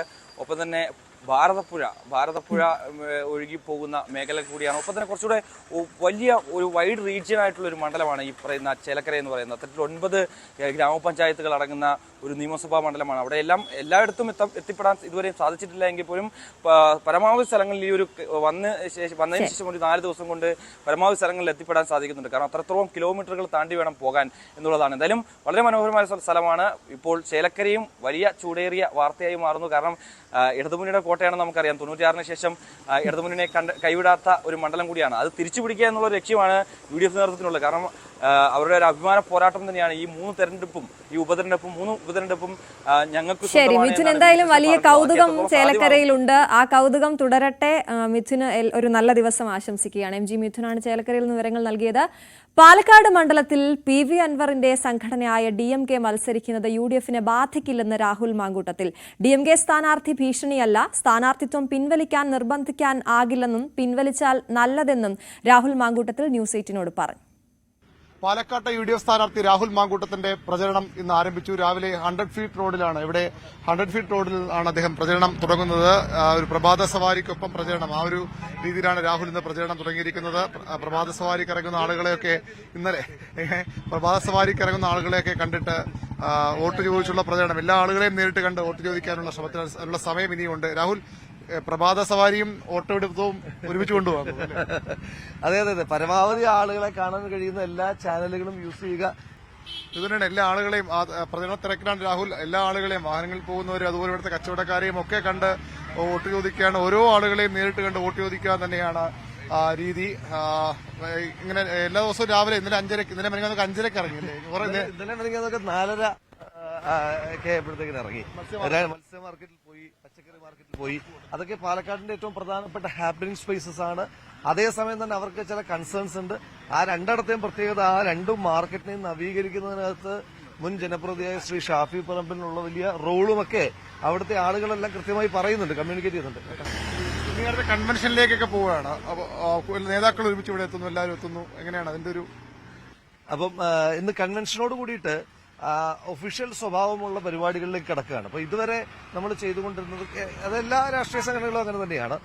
ഇന്ന് തൊട്ട് സംഘടനാപരമായിട്ടുള്ള മുന്നണിയുടെ പരിപാടികൾ മണ്ഡലത്തിലുള്ള കൺവെൻഷനിലൊക്കെ ആരംഭിക്കുകയാണ്. ഇന്നിപ്പോൾ കൺവെൻഷനിലേക്ക് കേരളത്തിലെ എല്ലാ പ്രധാനപ്പെട്ട നേതാക്കന്മാരും, പ്രതിപക്ഷ നേതാവ്, അതുപോലെ തന്നെ KPCC പ്രസിഡന്റ്, പ്രിയപ്പെട്ട പാണക്കാട് തങ്ങള്, അതുപോലെ കുഞ്ഞാലിക്കുട്ടി സാഹിബ്, ശ്രീ NK പ്രേമചന്ദ്രൻ അടക്കമുള്ള മുഴുവൻ നേതാക്കന്മാരും ഇവിടേക്ക് എത്തുകയാണ്. അതോടുകൂടിയിട്ട് ക്യാമ്പയിൻ വേറൊരു തലത്തിലേക്ക് മാറുകയാണ്. ശരിക്കും ഡീലുകളാണ് ഇവിടെ ചർച്ച ചെയ്യപ്പെടും. LDF-ഉം UDF-ഉം തമ്മിൽ ഡീൽ എന്ന് പറയുന്നു. UDF-ഉം BJP-യും LDF-ഉം BJP-യും അങ്ങനെ പല ഡീലുകളാണ്. എന്താണ് ആ ഡീലുകളുടെ ഒരു? അവർ തമ്മിൽ ഡീലുണ്ടെന്നുള്ള കാര്യത്തിൽ തർക്കമില്ല. ഞങ്ങൾക്കും ഡീലുണ്ട്. ഞങ്ങളുടെ ഡീല് കാണുന്നില്ലേ? ഈ ജനങ്ങളുമായിട്ടുള്ളതാണ് ഞങ്ങളുടെ ഡീല്. ഞാൻ ആളുകളോട് ചോദിക്കുന്നതന്നെ ഡീലല്ലേ ഞാൻ ചോദിക്കുന്നത്. ഞങ്ങൾ ജനങ്ങളുമായിട്ട് ഡീലുണ്ടാക്കിയതുകൊണ്ട് ജനങ്ങളുമായി ഡീലുണ്ടാക്കിയ മറ്റെന്ത് ഡീല് മറ്റുള്ളവരുണ്ടാക്കിയാലും നമ്മളത് ബാധിക്കില്ല. അതുപോലെ തന്നെ ഈ 3 മുന്നണി സ്ഥാനാർത്ഥികളുമുണ്ട്. ത്രികോണ പോരാട്ടമെന്നോ അല്ലെങ്കിൽ ഡയറക്റ്റ് BJP UDF പോരാട്ടം എന്നൊക്കെ പല അഭിപ്രായങ്ങളുമുണ്ട്. പക്ഷേ ഈ PV അൻവറിന്റെ സ്ഥാനാർത്ഥി കൂടെ ഇവിടെയുണ്ട്. ആ സ്ഥാനാർത്ഥിയെ പിന്മാറ്റാനുള്ള ശ്രമങ്ങൾ UDF നേതൃത്വം, പ്രതിപക്ഷ അടക്കമുള്ളവർ നടത്തുന്നു. ആ സ്ഥാനാർത്ഥി എത്രത്തോളം ഭീഷണിയാണോ ഇപ്പോൾ UDF-നോട്? അത് ഭീഷണിയുടെ അല്ല. ഒന്ന്, ശ്രീ PV അൻവറിന്റെ സ്ഥാനാർത്ഥിത്വം ഇവിടെ എനിക്ക് ഗുണം ചെയ്യുക മാത്രമേ ഉള്ളൂ. കാരണം ഞങ്ങൾ പറഞ്ഞുകൊണ്ടിരിക്കുന്ന കാര്യങ്ങൾ കുറെ കൂടി ഉച്ചത്തിൽ പറഞ്ഞുകൊണ്ടിരിക്കുകയാണ് അദ്ദേഹം. അപ്പൊ അദ്ദേഹം ഇവിടെ ഒരു ആരാണ് അദ്ദേഹം? അദ്ദേഹം എങ്ങനെ ഞങ്ങൾക്ക് തലവേദന ഉണ്ടാക്കുക? അദ്ദേഹം എന്ന് പറയുന്നത് CPM-ന്റെ MLA ആണ്. CPM-ന്റെ MLA ഒരു സ്ഥാനാർത്ഥിയെ നിർത്തുന്നത് എങ്ങനെയാണ് ഞങ്ങൾക്ക് തലവേദനയാകുക? അദ്ദേഹത്തിന്റെ സാന്നിധ്യം പോലും, അദ്ദേഹം ഈ മണ്ഡലത്തിൽ പ്രചരണത്തിന് വരുന്നത് പോലും അതെനിക്ക് വലിയ രീതിയിലുള്ള ഗുണം ചെയ്യുകയുള്ളൂ. അപ്പൊ അത് വലിയ തോതിൽ ഗുണമുണ്ടാക്കുകയുള്ളൂ, അദ്ദേഹത്തിന്റെ പ്രസൻസ് പോലും. പിന്നെ ഇതെല്ലാം കോമൺ കോസിന് വേണ്ടിയിട്ടാണല്ലോ വാദിച്ചുകൊണ്ടിരിക്കുന്നത്. അപ്പൊ ആ വിഷയത്തിനകത്ത് അവർക്ക് സ്ഥാനാർത്ഥിയെ മാറ്റി, അപ്പൊ അദ്ദേഹം അത്തരത്തിലുള്ള ചില പരാമർശങ്ങളൊക്കെ നടത്തുന്നത് എന്റെ ശ്രദ്ധയിലും പെട്ടു. അപ്പൊ അദ്ദേഹത്തിന് അങ്ങനെ സ്ഥാനാർത്ഥിയെ മാറ്റി ഒരു കോമൺ കോസിന് വേണ്ടി ഒന്നിച്ചു കഴിഞ്ഞാൽ സ്വാഭാവികമായിട്ടും അത്തരത്തിലുള്ള സെക്യുലർ വോട്ടുകൾ ഒരുമിച്ച് വരുന്നതിനകത്ത് സന്തോഷമേ ഉള്ളൂ. അത് ഞാൻ പറഞ്ഞിട്ടുണ്ടല്ലോ, പരസ്യമായി തന്നെ പറഞ്ഞിട്ടുണ്ട്. മാറ്റം നമുക്ക് നിർബന്ധമില്ല, UDF-ന് അതൊരു നിർബന്ധമല്ല, മാറ്റിയേ പറ്റുള്ളൂ എന്നൊരു നിലപാടില്ല. അദ്ദേഹത്തിന്റെ സ്വാതന്ത്ര്യമാണല്ലോ. അപ്പം നമുക്ക് മാറ്റിയേ പറ്റൂ എന്ന് നമുക്ക് പറയാൻ കഴിയില്ല. ഈ പാർട്ടിയിൽ ഇപ്പോഴും പ്രശ്നങ്ങളുണ്ട്. ഇന്നലെ ഒരു യൂത്ത് കോൺഗ്രസ് നേതാവിന്റെ ഒരു പ്രതികരണം, DCC നേതാവിന്റെ പ്രതികരണമൊക്കെ വന്നിരുന്നു. അങ്ങനെ പ്രശ്നങ്ങൾ ഇനിയും ഉണ്ടോ, ബാക്കിയുണ്ടോ ഇത് ആശങ്കപ്പെടുത്തുന്ന? ഈ കോൺസ്റ്റിറ്റ്യുവൻസിൽ നമ്മളെ ആശങ്കപ്പെടുത്തുന്ന അത്തരത്തിലുള്ള കോൺസ്റ്റിറ്റ്യുവൻസിൽ ഇൻഫ്ലുവൻസിംഗ് ആയിട്ടുള്ള ഏതെങ്കിലും ഒരു കാര്യം ഉണ്ടെന്ന് എനിക്കിതുവരെ അനുഭവപ്പെട്ടിട്ടില്ല. പിന്നെ നമ്മൾ ജനങ്ങൾക്കിടയിലേക്ക് ഇറങ്ങുമ്പോൾ കിട്ടുന്ന ഒരു പോസിറ്റീവ് റെസ്പോൺസ് ഉണ്ടല്ലോ, ആ പോസിറ്റീവ് റെസ്പോൺസ് നമുക്കൊരു കോൺഫിഡൻസ് തന്നെയാണ്. ഏതായാലും രാഹുൽ മാങ്കൂട്ടത്തിന്റെ പ്രചരണം പുരോഗമിക്കുന്നു. വലിയ പോസിറ്റീവ് റെസ്പോൺസ് ജനങ്ങളുടെ ഭാഗത്തുണ്ടാകുന്നുവെന്ന് അദ്ദേഹം പറയുന്നു. വലിയ വേഗത്തിൽ ആണ് രാഹുൽ മാങ്കൂട്ടത്തിന്റെ പ്രചരണം മുന്നോട്ട് പോകുന്നത്. ഏതായാലും ഇനിയും ഒരുപാട് ദൂരം നടക്കാനുണ്ട്. പാലക്കാട് അത്രയധികം രാഷ്ട്രീയ വിഷയങ്ങൾ ഓരോ ദിവസവും ഉയർന്നു വരുന്ന മണ്ഡലമാണ്. ഇനിയും നിരവധി രാഷ്ട്രീയ വിഷയങ്ങൾ പാലക്കാട് ഉയർന്നു വരും. BJP CPM ഡീലാണോ, CPM Congress ഡീലാണോ, BJP Congress ഡീലാണോ, അങ്ങനെ പലതരം ഡീലുകളുടെ ചർച്ചയാണ്. അവിടെയൊക്കെ ഡീൽ ജനങ്ങളുമായി മാത്രമെന്ന് പറഞ്ഞുകൊണ്ട് രാഹുൽ മാങ്കൂട്ടത്തിന്റെ പ്രചരണം മുന്നോട്ട് പോകുന്നു. ഇത് വളരെ പ്രധാനപ്പെട്ട ദിവസം കൂടിയാണ്. കോൺഗ്രസിന് ഇവിടെ UDFന്റെ തെരഞ്ഞെടുപ്പ് കൺവെൻഷൻ നടക്കുന്ന ദിവസം കൂടിയാണ് ഇന്ന്. വിവിആറിന്റെ റിപ്പോർട്ടാണ് കണ്ടത്. ഉപതെരഞ്ഞെടുപ്പ് പ്രവർത്തനങ്ങളുടെ ഏകോപനത്തിനായി ഇടതുമുന്നണി യോഗം ഇന്ന് ചേരും. വൈകിട്ട് AKG സെന്ററിലാണ് യോഗം. ഇടതുമുന്നണിയിലെ എല്ലാ ഘടകകക്ഷി നേതാക്കളും 3 മണ്ഡലങ്ങളും കേന്ദ്രീകരിച്ച് പ്രവർത്തിക്കണം എന്നാണ് ധാരണ. മുഖ്യമന്ത്രി പിണറായി വിജയൻ, CPM സംസ്ഥാന സെക്രട്ടറി MV ഗോവിന്ദൻ, CPI സംസ്ഥാന സെക്രട്ടറി ബിനോയ് വിശ്വം എന്നിവരുടെ പ്രചാരണ പരിപാടികൾ അതത് ജില്ലാ കമ്മിറ്റികളുമായി ആലോചിച്ച് തീരുമാനിക്കും. ഓരോ മണ്ഡലങ്ങളിലും ഉയർത്തേണ്ട പ്രചരണ വിഷയങ്ങളും മുന്നണി യോഗത്തിൽ ചർച്ചയ്ക്ക് വരും.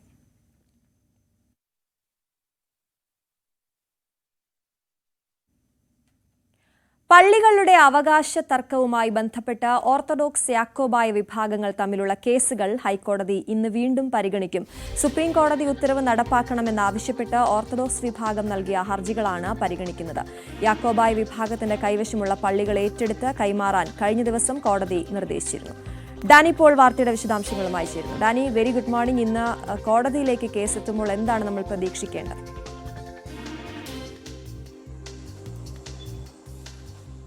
Aswathy, good morning.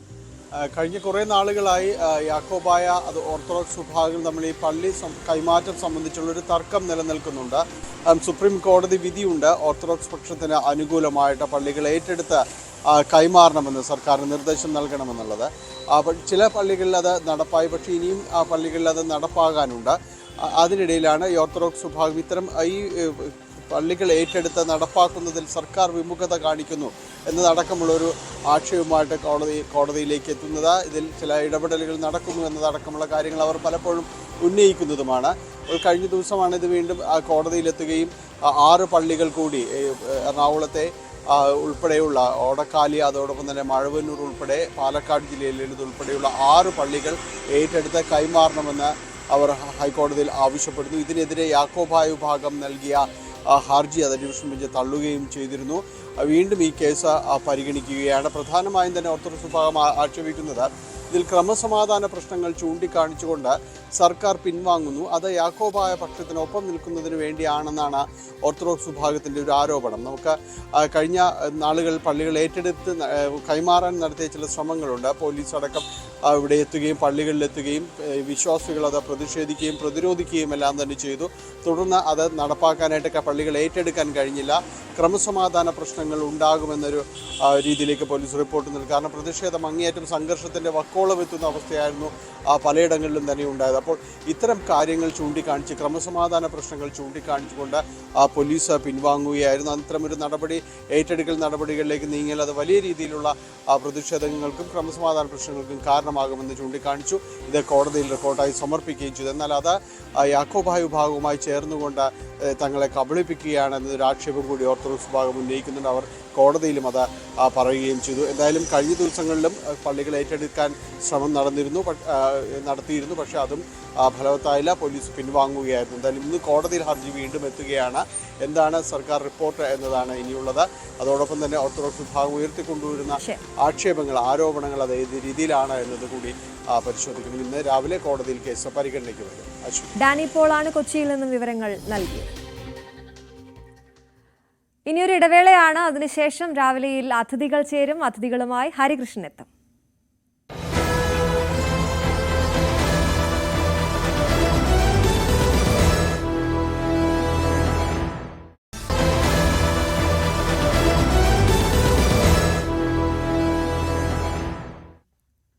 നമസ്കാരം, എല്ലാ പ്രേക്ഷകർക്കും ഒരിക്കൽ കൂടി സ്വാഗതം. നമ്മൾ അതിഥിയുടെ വിശേഷങ്ങളിലേക്ക് കടക്കുകയാണ്. കഴിഞ്ഞ വെള്ളിയാഴ്ച റിലീസായ പൊറാട്ട് നാടകം എന്ന സൈജു കുറുപ്പ് നായകനായി എത്തിയ ചിത്രത്തിൻ്റെ വിശേഷങ്ങളിലേക്കാണ് നമ്മൾ കടക്കുന്നത്. അതിൽ 2 അതിഥികളാണ് നമ്മളോടൊപ്പം ചേരുന്നത്. ചിത്രത്തിൻ്റെ സംവിധായകൻ നമ്മളോടൊപ്പം ചേരുന്നു, നൌഷാദ് സാഫ്രോൺ. അതോടൊപ്പം തന്നെ സംഗീത സംവിധായകനായ രാഹുൽ രാജുമാണ് അതിഥികളായി രാവിലെയിൽ ചേരുന്നത്.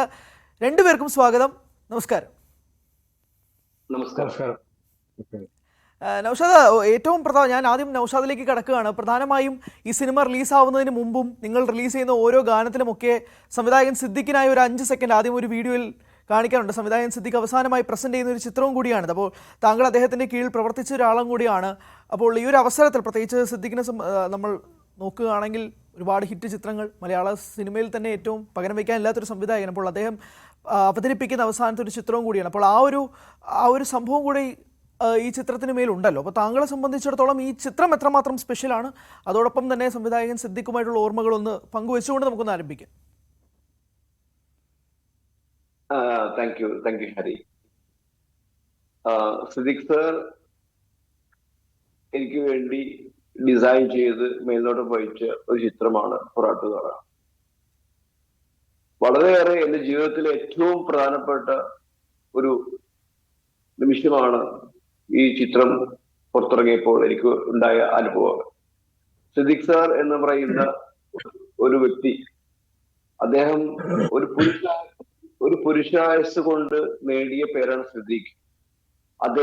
അദ്ദേഹത്തിന്റെ വർഷങ്ങൾക്കുണ്ടാക്കിയ ആ പേര് എനിക്ക് ഉപയോഗിക്കാൻ പ്രിവിലേജ് തന്നുകൊണ്ടാണ് ഈ ചിത്രം എനിക്ക് വേണ്ടി ഒരുക്കിയത്. അത് ഒരു ശിഷ്യന്മാർക്കും കിട്ടാത്ത ഭാഗ്യം എനിക്ക് കിട്ടി എന്നുള്ളത് ഞാൻ സന്തോഷത്തോടു കൂടി അല്ലെങ്കിൽ അത് ഓർക്കുകയാണ്. അത് ശരിക്കും തീർച്ചയായും പറഞ്ഞു കഴിഞ്ഞാൽ അദ്ദേഹത്തിന്റെ അനുഗ്രഹത്തോടു കൂടിയാണ് എനിക്ക് ആ സിനിമ അങ്ങനെ ചെയ്യാൻ സാധിച്ചത്. അതില് ഏറ്റവും വലിയ സന്തോഷം പടം ഹിറ്റ് ലെവലിലേക്ക് പോകുമ്പോഴും എനിക്ക് ആ ഹിറ്റ് എന്ന് പറയുന്ന അല്ലെങ്കിൽ പ്രേക്ഷകർ അതിനെ പ്രതികരിച്ചത് ഏറ്റവും നല്ല സിനിമ സംവിധാനം ചെയ്തു അല്ലെങ്കിൽ നല്ല സംവിധായകനാണെന്ന് പേര് മുദ്രകുത്തിയപ്പോഴും ആ സന്തോഷം കേട്ടപ്പോഴും, പക്ഷെ ആ സന്തോഷത്തിൽ കൂടുതൽ എനിക്ക് ദുഃഖം ആ വാർത്ത കേൾക്കേണ്ടത് സിദ്ദിഖ് സാർ ആയിരുന്നു. അദ്ദേഹം ഇന്ന് എന്റെ ഒപ്പം ഇല്ല. അതിന്റെ വളരെയധികം ദുഃഖവും എനിക്ക് അതിന്റെ കൂടെ ഇപ്പോൾ കൊണ്ടു നടക്കുകയാണ്. സന്തോഷവും ദുഃഖവും ചേർന്ന് സമ്മിശ്രമായ ഒരു അവസ്ഥയിലാണ് ഞാൻ നിൽക്കുന്നത്. ഞാൻ രാഹുലിലേക്ക് വരികയാണ്. രാഹുൽ, ഈ ഒരു ഗാനം, പ്രത്യേകിച്ച് ഒരു വൈറൽ ഗാനം ഉണ്ടായിരുന്നു, അതിൽ രാഹുൽ ചുവട് വയ്ക്കുന്ന ഒരു രംഗവും കൂടി ഉണ്ടായിരുന്നു. അത് യൂട്യൂബിൽ പ്രത്യേകിച്ച് വൈറലായി മാറുന്ന ഒരു കാര്യം കൂടി ഉണ്ടായിരുന്നു. എന്താ ഈ ഒരു അഭിനയത്തിലേക്ക് എങ്ങനെയാണ് വരുന്നത്? പ്രത്യേകിച്ച് ഈ ഗാനരംഗത്തിൽ പ്രത്യേകിച്ച് ചാണകമൊക്കെ പൂശിക്കൊണ്ടാണ് ആ ഒരു ഗാനത്തിൽ രാഹുൽ വരുന്നത്. അപ്പോൾ അതിൻ്റെ പിന്നിലുള്ള ഒരു ഘടകം എന്തായിരുന്നു? എങ്ങനെയാണ് അഭിനയിക്കാം അല്ലെങ്കിൽ ആ ഒരു പോർഷനിലേക്ക് വരുന്നത് എങ്ങനെയാണ്? നമസ്കാരം. അതിന് മുഴുവൻ ക്രെഡിറ്റ്സും അവകാശപ്പെട്ട നമ്മുടെ സംവിധായകനായിട്ടുള്ള നൗഷാദ് നൗഷാദിക്കാണ്. അത് ഗോരഹബ്ബ എന്ന് പറഞ്ഞിട്ട് കർണാടകത്തിലുള്ള ഒരു ഫെസ്റ്റിവലാണ്. ഒരു ചാണകക്കുളിയാണ് അതിന്റെ പരിപാടി. നമ്മുടെ സ്പെയിനിലെ ടൊമാറ്റീനോ ഒക്കെ പോലുള്ള ഒരു പരിപാടി. അപ്പൊ ആ ഒരു സംഭവത്തിൽ ഒരു ഷോ നടക്കുന്നതായിട്ടാണ് ആ സിറ്റുവേഷനിലേക്ക് വരുന്ന ഒരു പരിപാടി. അപ്പൊ അതില് ഞാൻ തന്നെ ആ പാട്ട് പാടിയത് കൊണ്ട് നൗഷാദിക്ക് പറയുമായിരുന്നു, why don't you also come in the visuals. അങ്ങനെ പാട്ട് പാടുന്ന ഒരു സംഗീതകാരനായിട്ട് അവിടെ പ്രത്യക്ഷപ്പെടുകയും, അതൊരു അഭിനയം എന്നൊന്നും അതിനെ പറയാൻ പറ്റത്തില്ല. അത് I was just performing the song. നമ്മളിപ്പോ ഒരു ഷോയ്ക്ക് പോയി കഴിഞ്ഞാൽ ആ പാട്ട് എങ്ങനെ പാടും, ഓഡിയൻസ് ആയിട്ട് നമ്മൾ എങ്ങനെ ഇന്ററാക്ട് ചെയ്യും, അങ്ങനെയൊക്കെ ഉള്ളൊരു ഒരു എൻറ്റയർ സീക്വൻസ് ഷൂട്ട് ചെയ്യാനുണ്ടായത്. അപ്പൊ അത് രസകരമായി വന്നു. ഇപ്പൊ പക്ഷെ ഇത് ഇറങ്ങിക്കഴിഞ്ഞപ്പോ ആളുകൾ അഭിനയം എന്നുള്ളൊരു രീതിയിലാണ് അതിനെ എടുത്തിരിക്കുന്നതെന്ന് തോന്നുന്നു. അപ്പോ അതൊരു അഭിനയമൊന്നുമല്ല, ജസ്റ്റ് ഷോ പെർഫോമൻസ്. എന്തായാലും രസകരമായിരുന്നു. രാഹുൽ ഡാൻസും ചെയ്യുന്നുണ്ടല്ലോ രാഹുൽ, അതിനകത്ത് ഡാൻസ് സീക്വൻസ് ആണല്ലോ. അത് ഡാൻസ് എങ്ങനെയാണ് അത് വഴങ്ങുന്നത് എങ്ങനെയായിരുന്നു? ഡാൻസ് അത് ആ കൊറിയോഗ്രാഫർ സജന നജം അവരാണ് കൊറിയോഗ്രാഫി ചെയ്യുന്നത് ഈ പാട്ട്. അടിപൊളി ഒരു വൈബായിരുന്നു അന്നത്തെ ഷൂട്ട്. അവരുടെ പിള്ളേർ, അവരുടെ ശിഷ്യന്മാരുടെ അവര് സമയമെടുത്ത് തന്നെ എന്നെ പഠിപ്പിക്കുകയും ഓരോ സ്റ്റെപ്പുകളൊക്കെ ചെയ്യുകയും, ഈ പറഞ്ഞ ചാണകത്തിന്റെ തന്നെ സംഭവം ഞാനത് കുറച്ച് റിലക്റ്റന്റ് ആയി ഇനീഷ്യലി. അത് വേണോ എന്നുള്ള, ഇല്ല അത് വേണം, അത് ഈ ഫെസ്റ്റിവൽ എങ്ങനെയാണ്, ഇത് ചെയ്തു കഴിഞ്ഞാൽ അതിന് കുറച്ചും കൂടി ഇമ്പാക്ട് ഉണ്ടാവും എന്നുള്ളൊരു സംഭവമായിരുന്നു. അപ്പൊ ആ സമയത്ത് നമ്മൾ ഈ പറഞ്ഞ എന്തായാലും നനഞ്ഞു വന്നു, പിന്നെ കുളിച്ചു കയറാന്ന് പറഞ്ഞിട്ട് ചാണകത്തിലോട്ട് ഇറങ്ങിയതാണ്. നൗഷാദ്, ഇതിൽ വരുമ്പോഴേ പ്രധാനമായും ഈ സിനിമ സംസാരിക്കുന്നത് ഒരു ആക്ഷേപഹാസ്യം ആണല്ലോ. പ്രധാനമായും കേരളത്തിലെ പാർട്ടികൾ, ഇന്ത്യയിലെ തന്നെ രാഷ്ട്രീയ സാഹചര്യങ്ങളൊക്കെ ഈ സിനിമ സംസാരിക്കുന്നു. അങ്ങേയറ്റം ശക്തമായി തന്നെ സിനിമ ട്രോളുന്നു, സെറ്റാരിക്കൽ രീതിയിൽ ഈ സിനിമ പ്രസന്റ് ചെയ്യുന്നു. മലയാളത്തിൽ തന്നെ അങ്ങനെ എടുത്തു വെക്കാൻ പറ്റുന്നൊരു ബെഞ്ച് മാർക്ക് സന്ദേശം തന്നെയാണ് എല്ലാവരും സംസാരിക്കുന്ന അങ്ങനെ ഒരു ബെഞ്ച് മാർക്ക് ചിത്രം. എപ്പോഴെങ്കിലും അതുമായി ഒരു താരതമ്യം വരുമെന്നൊരു ഭയമുണ്ടായിരുന്നോ, അല്ലെങ്കിൽ തൻ്റെതായ രീതിയിൽ നമുക്കൊരു സെറ്റാരിക്കൽ രീതിയിൽ പോകാം എന്നതായിരുന്നു ഈ സിനിമയുടെ പ്രീ പ്രൊഡക്ഷൻ മുതലുള്ള ആദ്യഘട്ട ചർച്ചകൾ? ഈ മറ്റുള്ള നേരത്തെ പറഞ്ഞ പോലെ സന്ദേശം അല്ലെങ്കിൽ പഞ്ചവടിപ്പാലം എന്ന ചിത്രങ്ങളൊക്കെ ചെയ്തത് വലിയ ലെജൻസ് ആണ്. അതിന്റെ കൂടെ കിടപിടിക്കാനൊന്നും നമ്മളായിട്ടില്ല, നമ്മൾ തുടക്കക്കാരനാണ്. അപ്പൊ തീർച്ചയായിട്ടും ഈ ചിത്രം ഒരിക്കലും ഒരു ആക്ഷേപഹാസ്യം എന്ന് പറഞ്ഞാൽ ആരെയും ഒരു മനഃപൂർവ്വം കരിവേറ്റാനോ അല്ലെങ്കിൽ അവരെ മോശമാക്കാനോ ഒന്നുമുള്ള ഒരു പ്രവർത്തനം ആയിരുന്നില്ല. കാരണം ഇത് നമ്മുടെ നാട്ടിലെ സാധാരണ ജനങ്ങൾ ഡിസ്കസ് ചെയ്യുന്ന ഡേ ടു ഡേ കാര്യങ്ങളിൽ ഡിസ്കസ് ചെയ്യുന്ന ഒരു മാറ്ററുകൾ ഒന്നിച്ചു കൂട്ടിക്കൊണ്ട് ഒരു ദൃശ്യാവിഷ്കാരം ഉണ്ടാക്കിയത്. തീർച്ചയായിട്ടും നമ്മൾ അന്ന് രചിച്ച് ചെയ്ത ആ കാര്യങ്ങൾ അവരുടെ പാദങ്ങൾ പിന്തുടർന്നുകൊണ്ട് തന്നെയാണ് നമ്മൾ ഈ ചിത്രം ഒരുക്കിയിരുന്നത്. അപ്പൊ ഈ ചിത്രം ഫോളോ ചെയ്യാനായിട്ട് ഇന്നത്തെ തലമുറകൾക്ക് ഇത് ഒരു വലിയ പ്രചോദനമായി. അതിനുള്ള ഒരു അവസരം കൂടിയാണ് ഇത്. പക്ഷെ ഈ സിനിമ ഇങ്ങനെ ജനങ്ങൾ ഏറ്റെടുക്കുമെന്ന് ഒരിക്കലും വിചാരിച്ചിട്ടില്ല. കാരണം അത് ഞങ്ങളെ സംബന്ധിച്ചോളം എനിക്ക് ഈ പടം ചെയ്യുമ്പോൾ അതിസൂക്ഷ്മമായി സിദ്ദിഖ് സാറിന്റെ പേരിൽ കളങ്കം വരാതിരിക്കാൻ അതിസൂക്ഷ്മമായി കാര്യങ്ങൾ ചെയ്തു. അപ്പൊ അതിനുവേണ്ടി എന്റെ പ്രിയപ്പെട്ട എല്ലാ ടെക്നീഷ്യന്മാരും ആർട്ടിസ്റ്റുകളും വളരെയധികം കോപ്പറേറ്റ് ചെയ്തുകൊണ്ട് മാത്രമാണ് ഇതിൽ ഏറ്റവും മനോഹരമായിട്ട് തീർക്കാൻ സാധിച്ചത്. പ്രത്യേകിച്ച് രാഹുൽ രാജ് പറയുന്ന സംഗീത സംവിധായകന്റെ മാക്സിമം ഔട്ട്പുട്ട് എനിക്ക് തന്നു എന്നുള്ളതാണ്. അപ്പൊ തീർച്ചയായിട്ടും അത് നമ്മൾ ആത്മാർത്ഥമായി അത് അവതരിപ്പിച്ചു കഴിഞ്ഞപ്പോ അത് ജനം ഏറ്റെടുത്തു. ഒരിക്കലും ഞങ്ങൾ പ്രതീക്ഷിച്ചതല്ല. രാഹുൽ, അതോടൊപ്പം തന്നെ ഈ സിനിമയിലെ നമ്മൾ ഈ ഗാനത്തിനെ കുറിച്ച് സംസാരിച്ചത് കൊണ്ടുകൂടി ചോദിക്കുകയാണ്, ഈ സിനിമയിൽ ഒരു ഗാനം ആലപിക്കാവോ? പ്രത്യേകിച്ച് ഇപ്പൊ ഈ ഘോരഹബ്ബ തന്നെ ആണെങ്കിൽ അത്രയും സന്തോഷം, അതോ അല്ലെങ്കിൽ മറ്റൊരു ഗാനം? രണ്ടുപേരും അല്ല, ഇത് ഇപ്പൊ ഈ ഇത്ര ചാണകത്തിനെ പറ്റിയും കുളീനെ പറ്റിയൊക്കെ നമ്മൾ സംസാരിച്ച സ്ഥിതിക്ക് അത് തന്നെ പാടാം. ജാലപ്പൊലി ജാലപ്പൊലി ദേവർക്കുള്ള താലിപ്പൊലി നീരുപ്പൊലി മാടുപ്പൊലി ബം ബം ബം ನಮ್ಮ ಹಬ್ಬ ನಿಮ್ಮ ಹಬ್ಬ ಘೋರ ಹಬ್ಬ ಬಂದಿ ಹಬ್ಬ ಬನ್ನಿ ಬನ್ನಿ ಬನ್ನಿ ಭಯ್ಯ ಬಂ ಬಂ ಬೋಲ್ ഇന്ദ്രനെ പോലെ നിറസന്ദിരനെ പോലെ ചെങ്കനലിൻ വീർ മുടി ചെങ്കടലിൻ തോത് കൺകളിലോ മിന്നൽ മൊഴി അമ്പു മഴை ചിന്നൽ ചെഞ്ചിലമ്പ് പോട് ഉയിരിന്റെ കുരൽ പാട് അലമലെ ചിരുതയെ മരമട് അലമലെ തുടിയട് കുരലിട്. ഹരിനാരായണനാണ് ഇതിന്റെ വരികൾ എഴുതിയത്. ഇത് ഈ ഒരു സാൻസ്ക്രിറ്റും കുറച്ചൊരു തുളുവും കന്നഡയും കൂടെ മിക്സ് ചെയ്തിട്ട് ഉള്ളൊരു കുറച്ച് റിസർച്ച് ഒക്കെ ചെയ്തിട്ടുള്ളൊരു പരിപാടിയാണ്. കാണാനുള്ള ഒരുപാട് റിസർച്ച് ചെയ്തതുപോലെയുള്ള ഒരു ഫീൽ ഉണ്ട്. കാരണം ഇതിന്റെ വരികളുടെ അർത്ഥങ്ങളൊക്കെ അന്വേഷിച്ചു പോകേണ്ടതുണ്ടല്ലോ. അന്വേഷിച്ചു പോകേണ്ടി വരും. കാരണം ഏതൊക്കെ ലൈബ്രറിയിലൊക്കെ പോയിരുന്ന് ആരൊക്കെയോ കഴകിയോ ഏതോ യൂണിവേഴ്സിറ്റിയിലൊക്കെ ഉള്ള പ്രൊഫസർമാരെയൊക്കെ മീറ്റ് ചെയ്തൊക്കെയാണ് പുള്ളിക്കാരൻ അതിനുള്ളൊരു എഫേർട്ട് എടുത്തിട്ടുണ്ടായിരുന്നു. അപ്പൊ അതൊരു വെറുതെ ഒരു ഹുക്കിനനുസരിച്ചുള്ള ഒരു വരികൾ ഒപ്പിക്കലല്ലാതെ ഇറ്റ് വാസ് മോർ ലൈക്ക് ഒരു കണ്ടന്റ് അതിന്റെ അകത്തുണ്ട്. നല്ലൊരു കണ്ടന്റ് ഉള്ള ഒരു പാട്ട് തന്നെയാണ്. രാഹുൽ, അതാണ് ഇപ്പൊ രാഹുലിനെ സംബന്ധിച്ചിടത്തോളം രാഹുലിന്റെ ഗാനങ്ങളിൽ പ്രത്യേകിച്ച് ഈ തിയേറ്ററിൽ ഒരു ഇമ്പാക്ട് ഉണ്ടാക്കുക എന്ന് പറഞ്ഞു. ഇപ്പൊ പ്രത്യേകിച്ച് ഈ ഗാനം തിയേറ്ററിൽ ഉണ്ടാക്കുന്ന ഒരു ഇമ്പാക്റ്റിനെ പറ്റി പലരും ചർച്ച ചെയ്യുന്നുണ്ട്. ഞാനത് സോഷ്യൽ മീഡിയയിലും കണ്ടതാണ്. അപ്പോൾ നമ്മൾ ഈ ആറാട്ടിലൊക്കെ പറയുമ്പോൾ പോലും അതിൻ്റെ അകത്തുള്ള ഒരു നമ്മുടെ ആ ഒരു അഡ്രിനാലിൻ റഷ് തരുന്ന ഗാനങ്ങളുണ്ടല്ലോ, അത് ഇതെങ്ങനെയാണ് ഇതിന്റെ കമ്പോസിങ് പരിപാടികൾ എങ്ങനെയാണ്? ഈ നമുക്ക് പ്രത്യേകിച്ച് ഞാൻ പറയുന്ന ബാക്കിയുള്ള ട്രാക്കുകളല്ല, ഈ നമുക്ക് ഈ അഡ്രിനാലിൻ റഷ് തരുന്ന നമുക്കൊരു സംഭവം തിയേറ്റർ അനുഭവം എന്ന് പറയുന്നത് മെയിൻലി ആ ഓഡിയോയും വിഷ്വലും ഭയങ്കരമായിട്ടുള്ള ഒരു സിങ്ക് വരുമ്പോഴാണ് തിയേറ്ററിൽ. പ്ലസ് തിയേറ്റർ അനുഭവം എപ്പോഴും വരുന്നത് നമ്മുടെ കഥാഗതിയിൽ ആ പാട്ട് എങ്ങനെ പ്ലേസ് ചെയ്യപ്പെട്ടു എന്നുള്ളത് ഏറ്റവും വലിയ തിയേറ്റർ അനുഭവത്തിലേക്ക് എത്തുന്നു. അപ്പൊ തീർച്ചയായും ഇതില് ഈ പറഞ്ഞ ഇതിലെ സംവിധായകനും DOP നൗഷാദ് ഷെരീഫ്, അതുപോലെ കോറിയോഗ്രാഫർ ആണെങ്കിലും എഡിറ്റർ ആണെങ്കിലും എല്ലാവരും അതിന്റെ ഒരു പ്രശംസ അർഹിക്കുന്നുണ്ട്. കാരണം തിയേറ്റർ അനുഭവം എന്ന് പറയുന്നത് തീർച്ചയായും ആ situations which leads to that song. അല്ലാണ്ട് ഒരു സോങ് എത്ര കിടിലമായിട്ട് നമ്മൾ ഷൂട്ട് ചെയ്തു, എത്ര സൗണ്ട് ഔട്ട്പുട്ട് പറഞ്ഞാൽ ഈവൻ എന്റെ സൗണ്ട് എഞ്ചിനീയേഴ്സ് ഒക്കെ ഇതിന് ഭാഗമാണ്. എത്ര സൗണ്ട് ഔട്ട്പുട്ട് ഉണ്ടോ എന്ന് പറഞ്ഞാൽ പോലും അത് ഒരു മിസ്പ്ലേസ്ഡ് ആയിട്ടുള്ള ഒരു പാട്ടാണെങ്കിൽ ആ തിയേറ്റർ അനുഭവത്തിന് ഉപരി ആളുകൾ തീർന്ന വഴിയാണ്. അപ്പൊ ഈ പാട്ട് was well placed. Okay Rahul, ഞാൻ നൗഷാദിലേക്ക് ഒരു ചോദ്യം കൂടി. നൗഷാദ്, പ്രത്യേകിച്ച് നമ്മൾ ആക്ഷേപഹാസ്യ ചിത്രവുമായിട്ട് നമ്മൾ പ്രത്യേകിച്ച് ഈ കാലഘട്ടത്തിലേക്ക് വരുന്ന സമയത്ത് എവിടെ നിന്ന് വേണമെങ്കിലും കല്ലേറ് വരാവുന്ന ഒരു സാഹചര്യവും കൂടി ഉണ്ടല്ലോ. കാരണം അങ്ങേയറ്റം ശക്തമായി തന്നെ നിങ്ങൾ 3 പാർട്ടികൾക്കെതിരെയും സംസാരിക്കുന്നുണ്ട്. അപ്പോൾ അവരുടെ രാഷ്ട്രീയ സാഹചര്യങ്ങൾ അനുസരിച്ചുകൊണ്ട് സംസാരിക്കുന്നുമുണ്ട്. അപ്പോൾ അത് വരുമ്പോഴേക്കും നമ്മൾ ഈ റൈറ്റിങ്ങിൻ്റെ സമയത്ത് ഇത് കുറച്ച് കൂടിപ്പോയി, അല്ലെങ്കിൽ ഇത് വേണ്ട, അല്ലെങ്കിൽ ഇത് കുറച്ച് കുറയ്ക്കാം, ഇതിൻ്റെ മീറ്റർ വളരെ പ്രധാനപ്പെട്ടതാണല്ലോ നമ്മളിത് പ്രേക്ഷകരിലേക്ക് കൺവേ ചെയ്യുന്ന സമയത്ത്. പ്രത്യേകിച്ച് ആ ഗോപാൽജിയുടെ പോസ്റ്ററൊക്കെ ചർച്ചയായിരുന്നതും കൂടിയാണ്. അപ്പോൾ നമ്മളിത് എങ്ങനെ പ്രസന്റ് ചെയ്യുന്നു എന്നുള്ളത് പ്രധാനപ്പെട്ട ഒരു കാര്യമായി തോന്നിയിട്ടില്ലേ?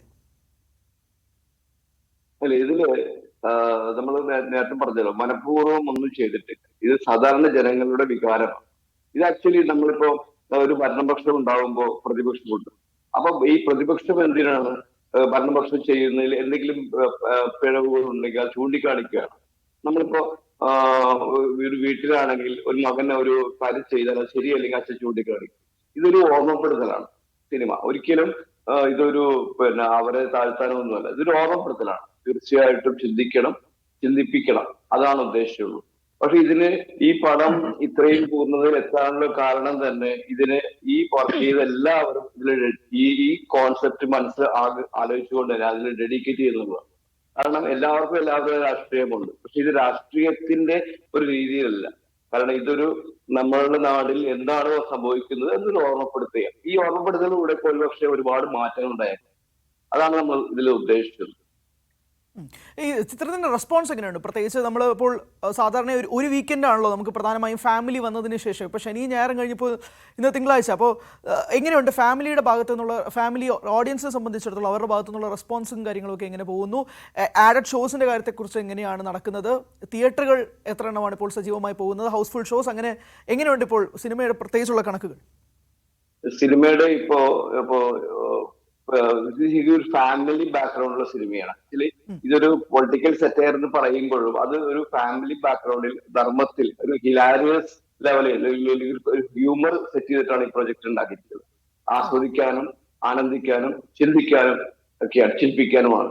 ആക്ച്വലി അതുകൊണ്ട് ഫാമിലി ആയിട്ട് എടുത്തു കഴിഞ്ഞാൽ. പക്ഷെ ഞാൻ സത്യം പറഞ്ഞാൽ ഞാൻ ഒരിക്കലും പോലും ഇത്ര പ്രതീക്ഷയില്ല. പക്ഷെ ആളുകൾ വിളിച്ച് പറയുന്ന ഒരു പ്രതികരണം അസാധ്യമാണ്. അപ്പൊ ഇതിനെ തീർച്ചയായിട്ടും ഞാൻ ഈ സന്തോഷം സിദ്ദീഖ് സാർ സ്വർഗത്തിൽ നിന്ന് കാണുന്നുണ്ടാവുമെന്ന് ഞാൻ മനസ്സിലാക്കുന്നത്, പ്രതീക്ഷിക്കുന്നു. കാരണം ഒരു പടം നന്നായി പോകുന്നുണ്ട്, നല്ല റെസ്പോൺസ് ആണ്. ഇപ്പോ നമ്മളിപ്പോ ഔട്ട് ഓഫ് ഇന്ത്യ ഒക്കെ വരാൻ പോകുന്നു, അവിടുത്തെ എൻക്വയറി ഉണ്ട്.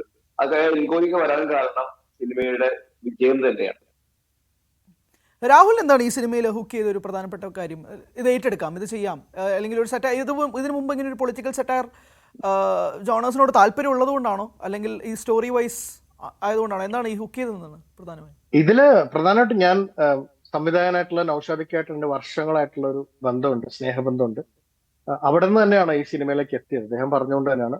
അതുപോലെ തന്നെ സിദ്ദിഖ് സാറിന്റെ പേര് ഉള്ള ഒരു പോസ്റ്ററിൽ എവിടെയെങ്കിലും നമ്മുടെ പേര് വരിക എന്നുള്ള ഒരു സ്വപ്നം ഉണ്ടായിരുന്നു. അത് ഈ ഒരു സിനിമയിലൂടെ, ഇവിടെ ഈ പാട്ടിന്റെ കമ്പോസിങ്ങിലാണെങ്കിലും സിദ്ദിഖ് സാറുമായിട്ടാണ് ഞാൻ, നൗഷാദിക്കുണ്ട് ഓഫ്കോഴ്സ് ഡയറക്ടർ ഉണ്ടെങ്കിലും, സിദ്ദിഖ് സാറിനാണ് പാട്ടുകളുടെ ഒരു എന്താ പറയാ ഫീഡ്ബാക്ക് തരികയും അത് കമ്പോസിങ്ങിലൊക്കെ കൂടെ ഇരിക്കുകയൊക്കെ ചെയ്തത്. ആ ഒരു ഇതില് അത് തന്നെയാണ് ഏറ്റവും വലിയ ഹുക്ക്. പിന്നെ ഇതിന്റെ ജോണർ ഫോർ മീ ഇത് ജസ്റ്റ് വെരി ന്യൂ. ഞാൻ ഇതിനു മുമ്പ് ചെയ്തിട്ടില്ല, ഒത്തിരി ഞാൻ നമ്മളതിൽ ഇടപെട്ടിട്ടില്ലാത്തൊരു ജോണറാണ്. പക്ഷെ എനിക്ക് തോന്നുന്നു ഇപ്പൊ കേൾക്കുമ്പോ ഓക്കെ അതില് ഈവൻ അത് ആദ്യമായിട്ട് ഇതിന്റെ സ്ക്രിപ്റ്റ് നറേറ്റ് ചെയ്തപ്പോ അവര് സ്ക്രിപ്റ്റ് റൈറ്റർ സുനീഷ് സ്വാരനാട് എന്നോട് പറഞ്ഞത് ഇതിലധികം മ്യൂസിക്കിന്റെ ചിലപ്പോൾ ആവശ്യം വരില്ലായിരിക്കും. കാരണം അത് നമ്മൾ കൂടുതലും ഒരു കണ്ടന്റ് ഡ്രിവൺ ആയിട്ട് പോകുന്ന ഒരു കാര്യമുണ്ട്. മ്യൂസിക്കലി കുറച്ച് പാട്ടുകളും കുറച്ച് പൊറാട്ട് നാടകം ബാക്ക്ഡ്രോപ്പ് ഉള്ളതുകൊണ്ട് അങ്ങനെ പിടിച്ചാൽ അത് ഓക്കെ ആയിരിക്കും. പക്ഷെ once I was stepping in to the movie, ഈ സിനിമയ്ക്ക് വേറെ തലത്തിലേക്ക് അത് കൊണ്ടുപോകേണ്ട ഒരു ആവശ്യം തന്നെ ഫീൽ ചെയ്തു. മ്യൂസിക്കലി തന്നെ അതിനൊപ്പം സഞ്ചരിക്കുകയും അതിലെ ആ നാടിനെ അടയാളപ്പെടുത്തുകയൊക്കെ ചെയ്യേണ്ട ഒരു അവസ്ഥ ഉണ്ടായിരുന്നു. അപ്പോ ശരിക്കും പറഞ്ഞു കഴിഞ്ഞാൽ ഫോർ മീ ഒരു കമേഴ്ഷ്യൽ ഒരു കേപ്പർ അല്ലെങ്കിൽ ഒരു ത്രില്ലർ ഒക്കെ ചെയ്യുന്നതിനേക്കാളും കൂടുതൽ ഒരു വർക്ക് ഒരു ഇൻവോൾവ് ചെയ്തത് ഈ സിനിമയിലാണെന്ന് എനിക്ക് തോന്നുന്നു. പക്ഷെ ഒരുപക്ഷെ കാണുമ്പോൾ അത് വളരെ സിമ്പിൾ ആയിട്ട് തോന്നുമായിരിക്കാം, അല്ലെങ്കിൽ ഒരു ചെറിയ ചിത്രം എന്നുള്ള രീതിയിൽ തന്നെ അതിനെ കാണുമായിരിക്കും. പക്ഷെ ചെറിയ ചിത്രമല്ല, അതൊരു ചെറിയ ഇതിൽ ചെയ്ത ചിത്രമാണെങ്കിലും അതൊരു വലിയ ക്യാൻവാസ് ആണ്. ഈ പറഞ്ഞ പോലെ നേരത്തെ ഒരു പക്ഷങ്ങളും പിടിക്കാതെ, ഇപ്പൊ ചില ആളുകൾ എവിടെയൊക്കെയോ പറഞ്ഞു കേട്ടു ഇങ്ങനെ 3 വർഷം മുമ്പ് നമ്മൾ കേട്ട കാര്യങ്ങളുണ്ട്, അല്ലെ 2 വർഷം മുമ്പ് കേട്ട, പക്ഷെ ഈ കേട്ട കാര്യങ്ങളൊന്നും ഇപ്പോഴും റെലവെന്റ് അല്ലാതാകുന്നില്ല എന്നിടത്താണ് ഈ സിനിമയുടെ റെലവൻസ്.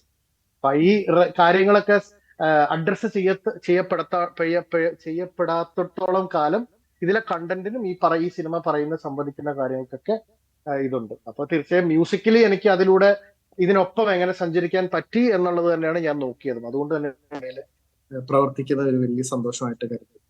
അതാണ്, കാലം എത്ര കഴിഞ്ഞാലും ഇതുപോലുള്ള സംഭവങ്ങളുടെ പ്രസക്തി മാറുന്നില്ല എന്നുള്ളത് തന്നെയാണ് ഈ സിനിമയുടെ പ്രസക്തി എന്ന് രാഹുൽ പറഞ്ഞതെടുത്ത് നിന്ന് ഞാൻ ഈ അഭിമുഖം അവസാനിപ്പിക്കുകയാണ്. എന്തായാലും വളരെയധികം നന്ദി നൗഷാദ്, രാഹുൽ, രണ്ടുപേർക്കും സിനിമയുടെ വിശേഷങ്ങൾ പങ്കുവച്ചതിന് പ്രധാനമായും. ഒരു കാര്യം പറയാനുള്ളത്, ഈ സിനിമ സാധ്യമായത് സുരേഷ് മാരനാടിന്റെ ഒരു നല്ലൊരു സ്ക്രിപ്റ്റ് വന്നപ്പോഴാണ്. അതോടൊപ്പം തന്നെ ഈ സിനിമയുടെ തുടക്കം ഇനീഷ്യേറ്റ് ചെയ്തത് നാസർ വേങ്ങര എന്നൊരു പ്രൊഡ്യൂസർ അല്ലെങ്കിൽ എക്സിക്യൂട്ടീവ് പ്രൊഡ്യൂസർ ഇനീഷ്യേറ്റ് ചെയ്തതാണ്.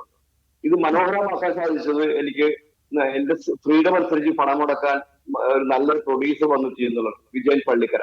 അപ്പൊ ഇത്രയും ഘടകങ്ങൾ എല്ലാം വന്നു ചേരുന്നത് അതൊരു അനുഗ്രഹമാണ്. ദീക്ഷാന്റെ അനുഗ്രഹം ഞാൻ എന്നും നന്ദിയോടെ ഓർക്കുന്നു. അതാണ് എനിക്ക് പറയാനുള്ളത്. എന്റെ പ്രിയപ്പെട്ട പ്രേക്ഷകരോട് പറയാനുള്ളത്, നിങ്ങൾ എല്ലാവരും കുടുംബസമേതം സിനിമ തിയേറ്ററിൽ കാണണം. നിങ്ങൾക്ക് ആസ്വദിക്കാം. ഒരിക്കലും നിങ്ങളെ വേദനിപ്പിക്കില്ല, ഹേർട്ട് ചെയ്യില്ല, ഡബിൾ മീനിങ് ഉള്ള ഡയലോഗ്സുകളില്ല.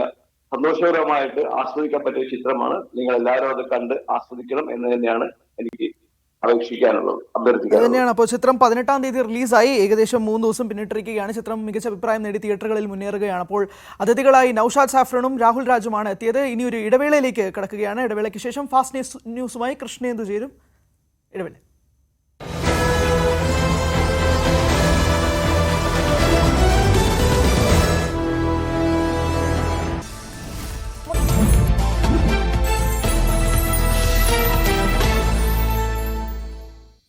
നമസ്കാരം, ഫാസ്റ്റ് ന്യൂസിലേക്ക് സ്വാഗതം.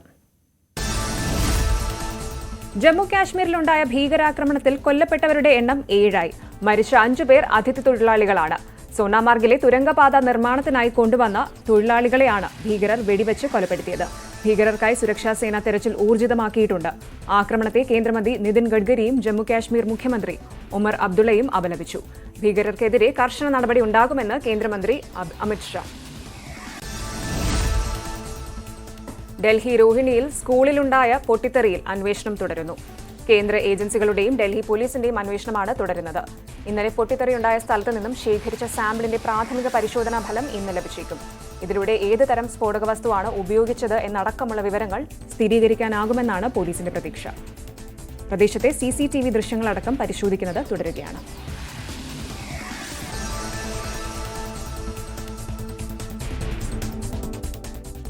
അന്താരാഷ്ട്ര വാർത്തകൾ. കസാൻ നഗരത്തിൽ നടക്കുന്ന 16ാമത് ബ്രിക്സ് ഉച്ചകോടിക്കായി പ്രധാനമന്ത്രി നരേന്ദ്രമോദി നാളെ റഷ്യയിലേക്ക് തിരിക്കും. റഷ്യൻ പ്രസിഡന്റ് വ്ളാഡിമിർ പുടിന്റെ ക്ഷണപ്രകാരമാണ് പോകുന്നത്. 3ാം തവണ അധികാരമേറ്റ ശേഷമുള്ള മോദിയുടെ 2ാമത്തെ സന്ദർശനം കൂടിയാണിത്. ബ്രസീൽ, റഷ്യ, ഇന്ത്യ, ചൈന, ദക്ഷിണാഫ്രിക്ക എന്നീ രാജ്യങ്ങളുടെ കൂട്ടായ്മയുടെ ബ്രിക്സ് ഉച്ചകോടി റഷ്യയിലെ കസാൻ നഗരത്തിൽ ഒക്ടോബർ 22, 23 തീയതികളിൽ. ഉച്ചകോടിക്കിടെ നരേന്ദ്രമോദി, ഷി ജിൻപിങ് കൂടിക്കാഴ്ചയ്ക്കും സാധ്യത. ഇന്തോനേഷ്യയുടെ 8ാമത്തെ പ്രസിഡന്റായി പ്രബോവോ സുബിയാന്തോ അധികാരമേറ്റു. ജോക്കോ വിഡോഡോയുടെ പിൻഗാമിയായി ഫെബ്രുവരിയിൽ നടന്ന പ്രസിഡന്റ് തിരഞ്ഞെടുപ്പിൽ 60% വോട്ടോടെയാണ് പ്രബോവോ ജയിച്ചത്. മുൻ പ്രത്യേക സേനാ കമാൻഡറായ പ്രബോവോ ഇന്തോനേഷ്യയുടെ പ്രതിരോധ മന്ത്രിയായും സേവനമനുഷ്ഠിച്ചിട്ടുണ്ട്. യയാ സിൻവറിനെ പോലെ വീരമൃത്യു ആഗ്രഹിക്കുന്നുവെന്ന് ലോക kick boxing champion Andrew Tate. നേരത്തെ ഇസ്രായേലിന്റെ ഗസ ആക്രമണത്തെ വിമർശിച്ചും രംഗത്തെത്തിയിരുന്നു. എക്സിലൂടെയാണ് ടേറ്റ് തന്റെ പ്രതികരണം നടത്തിയത്. 4 തവണ ലോക കിക്ക് ബോക്സിംഗ് ചാമ്പ്യൻഷിപ്പ് ജേതാവായിരുന്നു ആൻഡ്രൂ ടേറ്റ്. ജബാലിയ അഭയാർത്ഥി ക്യാമ്പിലെ ബ്ലോക്ക് 2 മുഴുവൻ ഇസ്രായേൽ സൈന്യം തകർത്തു. ബ്ലോക്ക് 2 ഏരിയയിലെ എല്ലാ വീടുകളും അടിസ്ഥാന സൗകര്യങ്ങളും ഇസ്രായേൽ അധിനിവേശ സേന തകർത്തതായി റിപ്പോർട്ട്. ബെയ്ത്ത് ലാഹിയ, ബെയ്ത്ത് ഹനൂൻ നഗരങ്ങൾക്കൊപ്പം ജബാലിയും നിലവിൽ ഇസ്രായേൽ സൈനിക പ്രതിരോധത്തിന് കീഴിലുള്ള പ്രദേശങ്ങളിലൊന്നാണ്. വടക്കൻ ഗാസയിൽ ഇസ്രായേൽ ആക്രമണത്തിൽ ബെയ്ത്ത് ലാഹിയിൽ 73 പേരും ജബാലിയിൽ 33 പേരും കൊല്ലപ്പെട്ടു. യയാ സിൻവർ കൊല്ലപ്പെട്ടതായി ഹമാസ് സ്ഥിരീകരിച്ചതിന് തൊട്ടു പിന്നാലെയാണ് ആക്രമണം. ബെയ്ത്ത് ലാഹിയ നഗരത്തിൽ നിരവധി പേർ അവശിഷ്ടങ്ങൾക്കിടയിൽ കുടുങ്ങിക്കിടക്കുന്നതിനാൽ മരണസംഖ്യ ഇനിയും ഉയരാൻ സാധ്യത.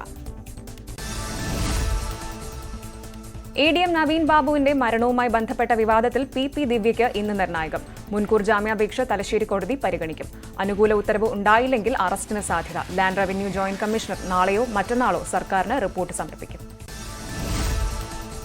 പാലക്കാട് UDFന്റെ തെരഞ്ഞെടുപ്പ് കൺവെൻഷൻ ഇന്ന് നടക്കും. NDA സ്ഥാനാർത്ഥി C കൃഷ്ണകുമാറിന്റെ റോഡ് ഷോയും ഇന്ന്. ഇടതുമുന്നണി സ്ഥാനാർത്ഥിയായ ഡോക്ടർ സരിൻ ഉച്ചയ്ക്ക് ശേഷം കണ്ണാടി പഞ്ചായത്തിൽ പര്യടനം നടത്തും. പാലക്കാട്ടെ സ്ഥാനാർത്ഥിയെ പിൻവലിക്കുന്ന കാര്യത്തിൽ അൻവറിന്റെ തീരുമാനം കാത്തിരിക്കുകയാണ് UDF ക്യാമ്പ്. പാലക്കാട് മണ്ഡലത്തിൽ PP അൻവറിന്റെ സംഘടനയായ DMK മത്സരിക്കുന്നത് UDF-നെ ബാധിക്കില്ലെന്ന് രാഹുൽ മാങ്കൂട്ടത്തിൽ. DMK സ്ഥാനാർത്ഥി ഭീഷണിയല്ല, സ്ഥാനാർത്ഥിത്വം പിൻവലിക്കാൻ നിർബന്ധിക്കാൻ ആകില്ലെന്നും പിൻവലിച്ചാൽ നല്ലതെന്നും രാഹുൽ മാങ്കൂട്ടത്തിൽ ന്യൂസ് 18നോട്. വയനാട് ഉപതെരഞ്ഞെടുപ്പ് പ്രചരണ രംഗം ചൂടുപിടിക്കുന്നു. LDF സ്ഥാനാർത്ഥി സത്യൻ മൊകേരി പ്രചരണം തുടങ്ങി. മുന്നേറുമ്പോൾ ഇന്ന് BJP സ്ഥാനാർത്ഥി നവ്യ ഹരിദാസും നാളെ UDF സ്ഥാനാർത്ഥി പ്രിയങ്ക ഗാന്ധിയും കൂടി എത്തുന്നതോടെ വയനാടൻ പ്രചാരണത്തിന് ചൂടേറും. പ്രിയങ്കയുടെ പ്രചാരണത്തിന് ആവേശം പകരാൻ സോണിയാഗാന്ധിയും രാഹുൽ ഗാന്ധിയും അടക്കം വയനാട്ടിലേക്ക് എത്തും. സോണിയയും രാഹുലും പ്രിയങ്കയും ഒന്നിച്ചാകും നാളെ എത്തുക. ഉപതെരഞ്ഞെടുപ്പ് പ്രവർത്തനങ്ങളുടെ ഏകോപനത്തിന് ഇടതുമുന്നണി യോഗം ഇന്ന് ചേരും. വൈകിട്ട് AKG സെന്ററിലാണ് യോഗം. ഇടതുമുന്നണിയിലെ എല്ലാ ഘടകകക്ഷി നേതാക്കളും 3 മണ്ഡലങ്ങളും കേന്ദ്രീകരിച്ച് പ്രവർത്തിക്കണമെന്നാണ് ധാരണ. മുഖ്യമന്ത്രി പിണറായി വിജയൻ, CPM സംസ്ഥാന സെക്രട്ടറി MV ഗോവിന്ദൻ, CPI സംസ്ഥാന സെക്രട്ടറി ബിനോയ് വിശ്വം എന്നിവരുടെ പ്രചാരണ പരിപാടികൾ അതത് ജില്ലാ കമ്മിറ്റികളുമായി ആലോചിച്ച് തീരുമാനിക്കും. ഓരോ മണ്ഡലങ്ങളിലും ഉയർത്തേണ്ട പ്രചരണ വിഷയങ്ങളും മുന്നണി യോഗത്തിൽ ചർച്ചയ്ക്ക് വരും. പള്ളികളുടെ അവകാശ തർക്കവുമായി ബന്ധപ്പെട്ട് ഓർത്തഡോക്സ് യാക്കോബായ വിഭാഗങ്ങൾ തമ്മിലുള്ള കേസുകൾ ഹൈക്കോടതി ഇന്ന് വീണ്ടും പരിഗണിക്കും. സുപ്രീം കോടതി ഉത്തരവ് നടപ്പാക്കണമെന്ന് ആവശ്യപ്പെട്ട് ഓർത്തഡോക്സ് വിഭാഗം നൽകിയ ഹർജികളാണ് പരിഗണിക്കുന്നത്. യാക്കോബായ വിഭാഗത്തിന്റെ കൈവശമുള്ള പള്ളികൾ ഏറ്റെടുത്ത് കൈമാറാൻ കഴിഞ്ഞ ദിവസം കോടതി നിർദ്ദേശിച്ചിരുന്നു. കേന്ദ്ര സർക്കാരിന്റെ വാണിജ്യ വ്യവസായ വകുപ്പ് ഉത്തരവ് വെടിക്കെട്ടുകളെ ബാധിക്കുന്നത് എന്ന് മന്ത്രി K. രാജൻ. തൃശൂർ പൂരം വെടിക്കെട്ട് നടത്താൻ കഴിയാത്ത അവസ്ഥയാണ്. കേന്ദ്ര സർക്കാർ അസാധാരണ വിജ്ഞാപനമാണ് പുറത്തിറക്കിയത്. ഇതിലെ 35 നിബന്ധനകൾ ഒരിക്കലും നടപ്പാക്കാൻ കഴിയാത്തതാണ്. വെടിക്കെട്ട് പ്രതിസന്ധിയിലായിരിക്കുന്നു എന്ന് കാണിച്ച് പ്രധാനമന്ത്രിക്കും കേരളത്തിൽ നിന്നുള്ള കേന്ദ്രമന്ത്രിമാർക്കും പീയൂഷ് ഗോയലിനും കത്തയച്ചെന്നും റവന്യൂ മന്ത്രി. സാധാരണക്കാരനും ആകാശയാത്ര സാധ്യമാക്കുന്ന ഉഡാൻ പദ്ധതിക്ക് 8 വർഷം. പ്രാദേശികമായി വ്യോമഗതാഗതം പ്രോത്സാഹിപ്പിക്കുന്നതിനും വിമാനയാത്രകൾ കൂടുതൽ ജനകീയമാക്കുന്നതിനുമായി 2016 ഒക്ടോബർ 21-നാണ് വ്യോമയാന മന്ത്രാലയം പദ്ധതിക്ക് തുടക്കമിട്ടത്. ഉഡിദേശ് കാ ആം നാഗരിക് എന്ന പേരിട്ട പദ്ധതിയുടെ ആദ്യ വിമാനം 2017 ഏപ്രിൽ 27-ന് പ്രധാനമന്ത്രി നരേന്ദ്രമോദി ഫ്ളാഗ് ഓഫ് ചെയ്തു. ഉഡാൻ പദ്ധതിക്ക് കീഴിൽ 425 പുതിയ റൂട്ടുകൾ ആരംഭിച്ചതോടെയാണ് രാജ്യത്തുടനീളം എയർ കണക്ടിവിറ്റി ലഭ്യമായത്. മധ്യകിഴക്കൻ ബംഗാൾ ഉൾക്കടലിൽ സീസണിലെ ആദ്യ ചുഴലിക്കാറ്റ് രൂപപ്പെടുന്നു. ദന എന്ന് പേരിട്ടിരിക്കുന്ന ചുഴലിക്കാറ്റാണ് ഭീഷണി ഉയർത്തുന്നത്. ആൻഡമാൻ കടലിന് മുകളിൽ ഇന്ന് രൂപപ്പെടുന്ന ന്യൂനമർദ്ദമാണ് പിന്നീട് ചുഴലിക്കാറ്റായി മാറുകയെന്ന് കാലാവസ്ഥാ കേന്ദ്രം. ഒഡീഷ ബംഗാൾ തീരത്തേക്കായിരിക്കും ദന ചുഴലിക്കാറ്റ് നീങ്ങുക. അതുകൊണ്ട് തന്നെ കേരളത്തിന് ധന വലിയ ഭീഷണി ഉയർത്തില്ലെന്നാണ് സൂചന. എന്നാൽ കേരളത്തിൽ തുലാവർഷത്തോടനുബന്ധിച്ചുള്ള മഴ തുടരുമെന്നും കാലാവസ്ഥാ വകുപ്പ്.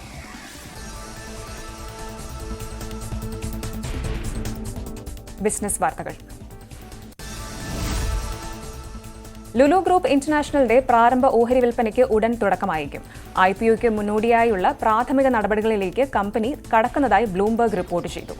IPO വഴി $180 കോടി വരെ സമാഹരിക്കാനാണ് കമ്പനി ലക്ഷ്യമിടുന്നത്. കൊച്ചി വിമാനത്താവളത്തിലെ ടെർമിനൽ 2-ൽ തയ്യാറാക്കിയ 0484 എയ്റോ ലോഞ്ചിന്റെ 41 ഗസ്റ്റ് റൂമുകൾ പ്രവർത്തന സജ്ജമായി. ഒക്ടോബർ 21 മുതൽ യാത്രക്കാർക്കും സന്ദർശകർക്കും 6, 12, 24 മണിക്കൂർ പാക്കേജുകളിൽ റൂമുകൾ ബുക്ക് ചെയ്യാനാവുന്നതാണ്.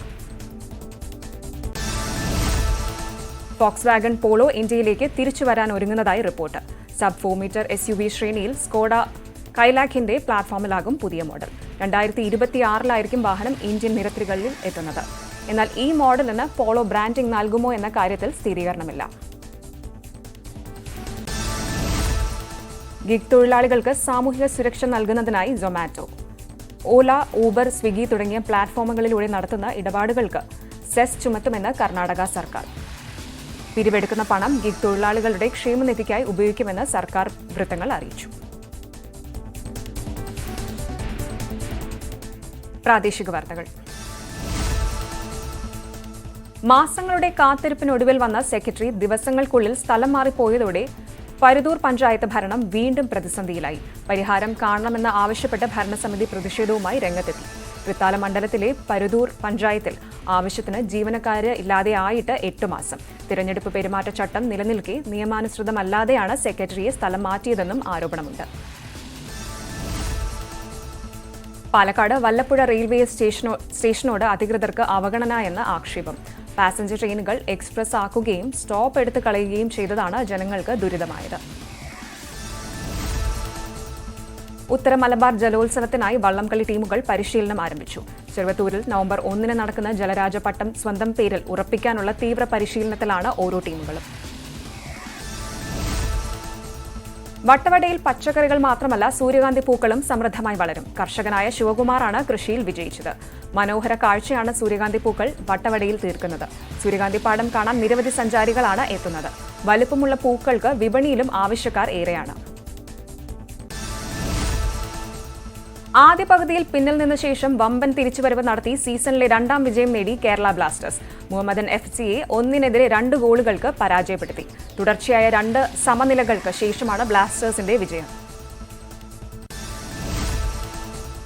ICC വനിതാ 2020 ലോകകപ്പ് കിരീടം നേടി ന്യൂസിലൻഡ്.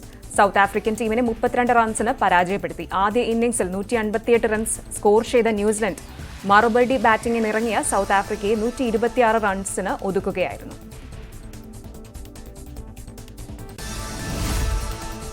ഫാസ്റ്റ് ന്യൂസ് പൂർണ്ണമാകുന്നു. നമസ്കാരം.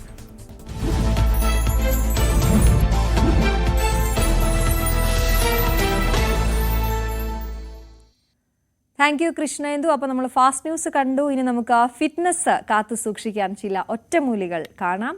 ആകൃതി life style fitness consultant Sujith പറയുന്നത് കേൾക്കാം.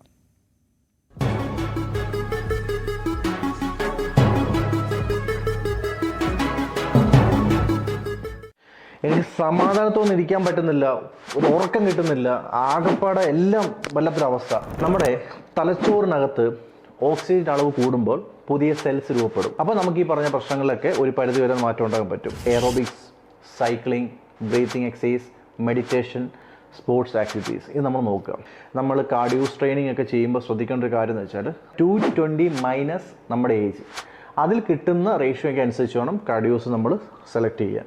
ഓരോ പ്രായക്കാർക്കും 10 മുതൽ 35 വയസ്സിലുള്ളൊരു മാക്സിമം 1 മണിക്കൂർ മുതൽ ഒരു 3 മണിക്കൂർ വരെയൊക്കെ വർക്കൗട്ട് ചെയ്യാം. പിന്നെ 35 വയസ്സ് തൊട്ട് 50 വയസ്സുള്ളവർ ശ്രദ്ധിക്കേണ്ട കാര്യങ്ങൾ 1 മണിക്കൂർ മുതൽ 2 മണിക്കൂറിനകത്ത് സെക്യൂറായിട്ട് വർക്കൗട്ട് ചെയ്യാൻ ശ്രമിക്കുക. അതേപോലെ തന്നെ 50 വയസ്സിന് മേലോട്ടുള്ള ആൾക്കാർ ഒരു 30 മിനിറ്റ് തൊട്ട് ഒരു 45 മിനിറ്റ്സ് വരെയൊക്കെ നമുക്ക് വർക്കൗട്ട് ചെയ്യുന്നുണ്ട്, കുഴപ്പമില്ല. അപ്പം ഈ പറഞ്ഞ പ്രാന്തും ഉറക്കമില്ലായ്മയൊക്കെ ഒന്ന് ശ്രദ്ധിച്ചാൽ മാറാവുന്നേ ഉള്ളൂ. അതാണ് നമ്മൾ ആകൃതിയിൽ ഉൾപ്പെടുത്തുന്നത്. നിങ്ങൾക്ക് ആവശ്യമായ ഇത്തരം ആരോഗ്യ ടിപ്സാണ്, ഫിറ്റ്നസ് ടിപ്സാണ്. അപ്പോൾ അത് നിങ്ങൾക്ക് ഗുണം ചെയ്യുന്നു എന്ന് മനസ്സിലാക്കുന്നു. നമ്മളിനി മറ്റു വാർത്തകളിലേക്ക് പോവുകയാണ്. ഇടുക്കിയിലെ കുമളിയിലും വണ്ടിപ്പെരിയാറിലും കുന്നും മലയും കയറി ചീറിപ്പായുന്ന മിക്ക ജീപ്പുകളുടെയും അറ്റകുറ്റപ്പണികൾ നടത്തുന്നത് ഒരു സ്ത്രീയാണ്. 4 വീലറുകളുടെ ബോഡി വർക്കും 2 വീലർ റിപ്പയറും ചെയ്തു നൽകുന്ന വർക്ക്ഷോപ്പ് നടത്തുകയാണ് വിജയറാണി എന്ന ചോറ്റുപാറ സ്വദേശിനി.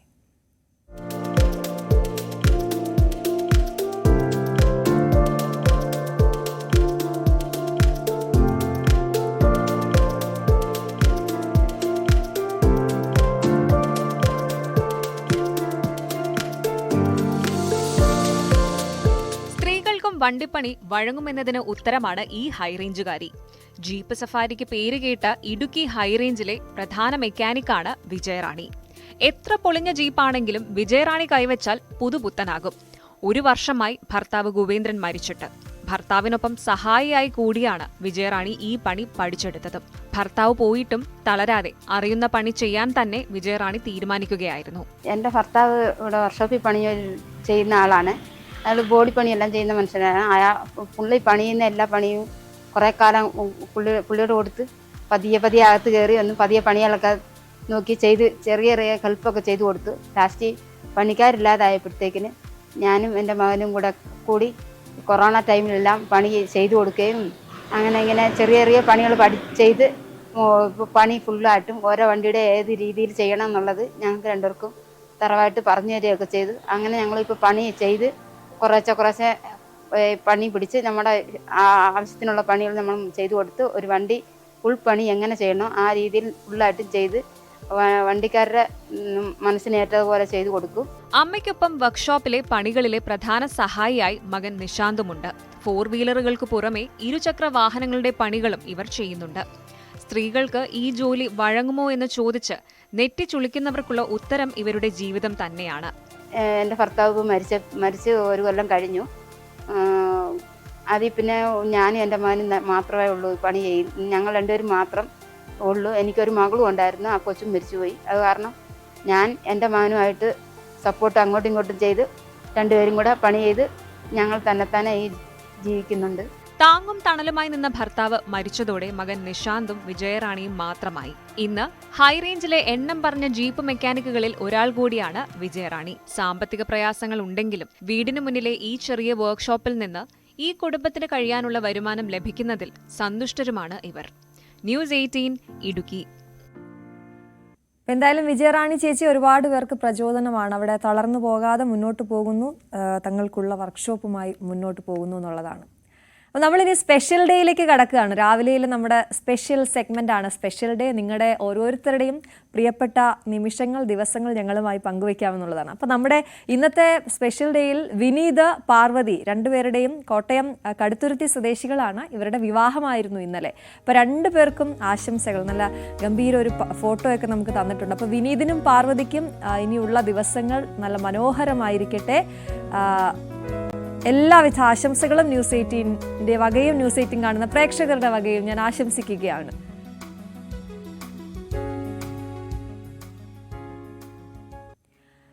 അടുത്തത് കോട്ടയം ജില്ലയിലെ പനച്ചിക്കാട് വില്ലേജിൽ വെള്ളൂത്തുരുത്തി സ്വദേശിയായ ദിയ കെ ഷിജുവിന്റെ ജന്മദിനമാണിന്ന്. ദിയമോളുടെ ബർത്ത്ഡേ ആണ്. വെള്ളൂത്തുരുത്തി ഗവൺമെന്റ് UP സ്കൂളിൽ 6ാം ക്ലാസ്സിൽ പഠിക്കുകയാണ് ദിയ. അപ്പൊ ദിയ നമുക്കൊപ്പം ഇപ്പൊ ചേരുന്നുണ്ട് ലൈവായിട്ട് തന്നെ.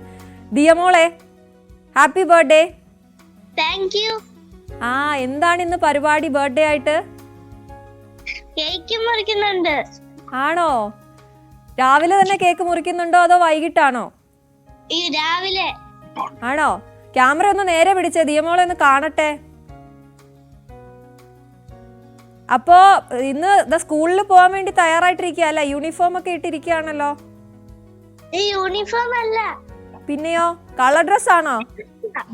എനിക്ക് മുഴുവനായിട്ട് കാണാൻ പറ്റുന്നില്ല. പുതിയ ഉടുപ്പാണോ? അല്ല. അതെന്തോ പറ്റി? പുതിയ ഉടുപ്പ് കിട്ടിയില്ലേ? കിട്ടിയായിരുന്നു, ഇട്ടില്ല ഇപ്പൊ. അയ്യോ, അത് മോശമായി പോയി. അപ്പോ എന്താണ് വീട്ടിൽ ആരൊക്കെ ഉണ്ടെന്ന് പറയൂ. അപ്പ, അമ്മ, അമ്മച്ചി, അപ്പാപ്പി ആൻഡ് ആന്റി. ആന്റി. ഇത്രയും പേരുണ്ട്. അപ്പൊ ഒരുപാട് പേരുള്ള ഒരു കുടുംബമാണല്ലോ. ആണോ? എന്നിട്ട് ആ ഉടുപ്പ് എപ്പോഴാ ഇടുന്നേ? പുതിയ ഉടുപ്പ് എപ്പോഴാ ഇടുന്നത് ദിയമോള്? സ്കൂളിൽ പോകുന്ന നേരത്ത്. സ്കൂളിൽ പോകുന്ന നേരത്ത് ഇന്ന് അതാണ് ഇട്ടോണ്ട് പോകുന്നത്. പിള്ളേർക്ക് ചോക്ലേറ്റ്സ് ഒക്കെ മേടിച്ചോ കൂട്ടുകാർക്ക്? ആണല്ലേ. ഇങ്ങനെ വന്നിട്ട് ഇപ്പൊ എന്താ തോന്നണേ? ഒരുപാട് പേര് കാണുന്നുണ്ട് ദിയക്കുട്ടിയെ. കുറെ പേര് വിഷ് ചെയ്യുന്നുണ്ട്, ഹാപ്പി ബർത്ത്ഡേ പറയുന്നുണ്ട്. ആരാ ഇങ്ങനെ ഒരു ഐഡിയ പറഞ്ഞു തന്നെ? പപ്പ. പപ്പയാണോ? പപ്പയുടെ പേരെന്താ? ഷിജു. ഷിജു. അപ്പൊ ഷീചേട്ടാ എന്തായാലും മോള് ഹാപ്പി ആയി എന്ന് തോന്നുന്നു. എല്ലാവർക്കും അവിടെ ഉണ്ടോ? പപ്പ അവിടെ ഉണ്ടോ? ചേട്ടാ ഹലോ.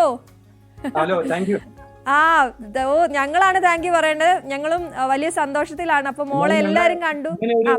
പ്രോഗ്രാമിൽ ക്ഷണിച്ച ഇങ്ങനെ ഒരു പരിപാടിയിൽ ഞങ്ങളെ ചേർത്തതിന് ഞങ്ങൾക്ക് വളരെ നന്ദിയുണ്ട്. ഞങ്ങളുടെ കുടുംബത്തിന് നന്ദിയുണ്ട്. ഉറപ്പായിട്ടും മോക്ക് എല്ലാവിധ ആശംസകളും നേരുകയാണ് കേട്ടോ. ചേട്ടാ എന്താ ജോലി? എന്താ?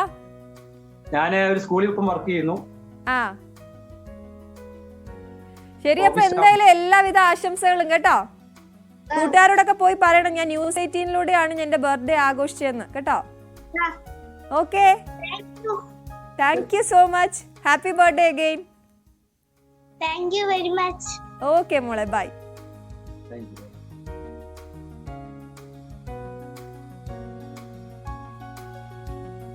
അടുത്ത ബർത്ത്ഡേ കുട്ടിയാണ് നമ്മളിപ്പോൾ സ്ക്രീനിൽ കാണുന്ന വെഞ്ഞാറമൂട് സ്വദേശികളായ സാമുവൽ ടി ഈപ്പന്റെയും ജിൻസി ജോർജിന്റെയും മകൾ ടിർസ ലിസ് സാമുവലിന്റെ ജന്മദിനമാണിന്ന്. 3ാമത്തെ വയസ്സാണ് ടിർസ കുട്ടിയുടെ. ടിർസ ലിസ് സാമുവൽ, ഹാപ്പി ബർത്ത്ഡേ മോളെ. എല്ലാവിധ ആശംസകളും നേരുകയാണ് ന്യൂസ് 18ന്റെ വക. അപ്പോൾ ഇതുപോലെ നിങ്ങളുടെ വിശേഷ അവസരങ്ങൾ ഞങ്ങളെ അറിയിക്കാം. ആ സന്തോഷ ദിനത്തിൽ ന്യൂസ് 18 സ്ക്രീനിൽ നിങ്ങൾക്കും എത്താം. അതിനായി ഞങ്ങൾക്ക് വാട്സ്ആപ്പ് ചെയ്യുക. വാട്സ്ആപ്പ് ചെയ്യേണ്ട നമ്പർ ഇതാണ് 9346975748. വാട്സ്ആപ്പ് ചെയ്യേണ്ട ഫോമാറ്റ് സ്പെഷ്യൽ ഡേ, നിങ്ങളുടെ പേര്, ഒപ്പം ഫോൺ നമ്പർ. അത് പിറന്നാളോ വിവാഹ വാർഷികമോ അങ്ങനെ എന്തോ ആകട്ടെ. നിങ്ങളുടെ കൂട്ടുകാർക്ക് സർപ്രൈസ് കൊടുക്കണമെങ്കിലോ ഒക്കെ നിങ്ങൾക്ക് ന്യൂസ് 18നെ അറിയിക്കാം. നിങ്ങൾക്ക് ന്യൂസ് 18നൊപ്പം അത് ആഘോഷമാക്കാം.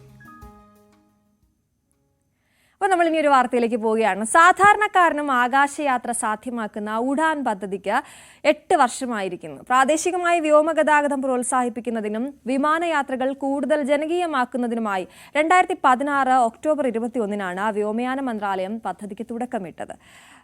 ഉദയ് ദേശ് കാ ആം നാഗരിക് എന്ന് പേരിട്ട പദ്ധതിയുടെ ആദ്യ വിമാനം 2017 ഏപ്രിൽ 27 പ്രധാനമന്ത്രി നരേന്ദ്രമോദി ഫ്ളാഗ് ഓഫ് ചെയ്തു. ഉഡാൻ പദ്ധതിക്ക് കീഴിൽ 425 പുതിയ റൂട്ടുകൾ ആരംഭിച്ചതോടെയാണ് രാജ്യത്തുടനീളം എയർ കണക്ടിവിറ്റി ലഭ്യമായത്.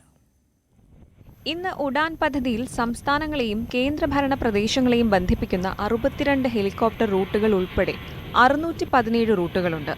ഇതിൽ 28% ദ്വീപ് പ്രദേശങ്ങളിലേക്കും ഹിമാലയത്തിലേക്കുമാണ് സർവീസ് നടത്തുന്നത്. വിനോദസഞ്ചാരം, തീർത്ഥാടനം, വിദ്യാഭ്യാസം തുടങ്ങിയ മേഖലകളിൽ വൻ കുതിച്ചുചാട്ടത്തിനാണ് ഉഡാൻ പദ്ധതി വഴിയൊരുക്കിയത്. നേരത്തെ 8 മുതൽ 12 മണിക്കൂർ വരെ ട്രെയിൻ യാത്ര ചെയ്തിരുന്നവർ ഇന്ന് ഉഡാൻ പദ്ധതി വഴി വിമാനയാത്ര നടത്തുന്നു. അതും ട്രെയിൻ ടിക്കറ്റ് നിരക്കിൽ ചുരുങ്ങിയ സമയം ചെലവഴിച്ച്.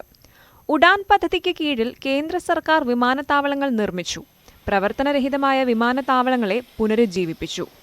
നോർത്ത് ബീഹാറിൽ നിന്ന് പ്രധാന നഗരങ്ങളായ ഡൽഹി, മുംബൈ, ഹൈദരാബാദ്, കൊൽക്കത്ത എന്നിവിടങ്ങളിലേക്ക് 2023-24 സാമ്പത്തിക വർഷം യാത്ര ചെയ്തത് 5 ലക്ഷത്തിലധികം യാത്രക്കാരാണ്. ഉത്തർപ്രദേശിലെ അയോധ്യയിലേക്ക് വിമാന സർവീസ് ആരംഭിച്ചതോടെ കഴിഞ്ഞ 6 മാസത്തിനിടെ 11 കോടി യാത്രക്കാരാണെത്തിയത്. അരുണാചൽ പ്രദേശിലെ മനോഹരമായ മിഷ്മി മലനിരകളാണ് തെസു. ഇവിടെ നിന്ന് ഗുവാഹത്തി, ജോർഹട്ട്, ദിബ്രുഗഡ് എന്നിവിടങ്ങളിലേക്ക് നേരിട്ട് വിമാന സർവീസ് ആരംഭിച്ചതോടെ കൂടുതൽ വിനോദസഞ്ചാരികളെയും തീർത്ഥാടകരെയും ആകർഷിക്കാനായി. നേപ്പാളിൽ നിന്ന് സമീപ രാജ്യങ്ങളിൽ നിന്നുള്ള തീർത്ഥാടകർക്കും പദ്ധതിയുടെ ഗുണം ലഭിച്ചു. ആദംപൂർ, ഭട്ടിൻഡ, പത്താൻകോട്ട്, ബിക്കാനീർ, ജസ്വാൽമീർ, മുന്ദ്ര എന്നിവിടങ്ങളിലെ വിമാനത്താവളങ്ങൾ ഇന്ന് യാത്രക്കാരുടെ പ്രിയ ഇടങ്ങളാണ്. രാജ്യത്തെ പ്രാദേശിക എയർലൈനുകളായ Fly Big, Star Air, India One Air, Fly 91 തുടങ്ങിയവയ്ക്ക് ഉഡാൻ പദ്ധതി ഏറെ ഗുണം ചെയ്തു. ഇവയ്ക്കു പുറമെ IndiGo, Spice Jet, Jet Airways തുടങ്ങിയ വൻ എയർലൈനുകളും ഇന്ന് പദ്ധതിയുടെ ഭാഗമാണ്. ഏതാനും വർഷം മുമ്പ് വരെ സാധാരണക്കാരന് അന്യമായിരുന്ന വിമാനയാത്ര സാധ്യമാക്കിയ ഉഡാൻ പദ്ധതി വഴി ഇതുവരെ കോടിക്കണക്കിന് ആളുകളാണ് അവരുടെ ഇഷ്ടപ്പെട്ട സ്ഥലങ്ങളിലേക്ക് യാത്ര ചെയ്തത്. News desk, news 18. നമുക്ക് ഇടുക്കിയിലേക്ക് പോകാം. ഇടുക്കി വട്ടവടയിൽ പച്ചക്കറികൾ മാത്രമല്ല സൂര്യകാന്തി പൂക്കളും സമൃദ്ധമായി വളരുമെന്ന് തെളിയിച്ചിരിക്കുകയാണ് കർഷകനായ ശിവകുമാർ. പരീക്ഷണാടിസ്ഥാനത്തിലാണ് കൃഷി ചെയ്തത്. മനോഹര കാഴ്ചയാണ് സൂര്യകാന്തി പൂക്കൾ വട്ടവടയിൽ തീർക്കുന്നത്.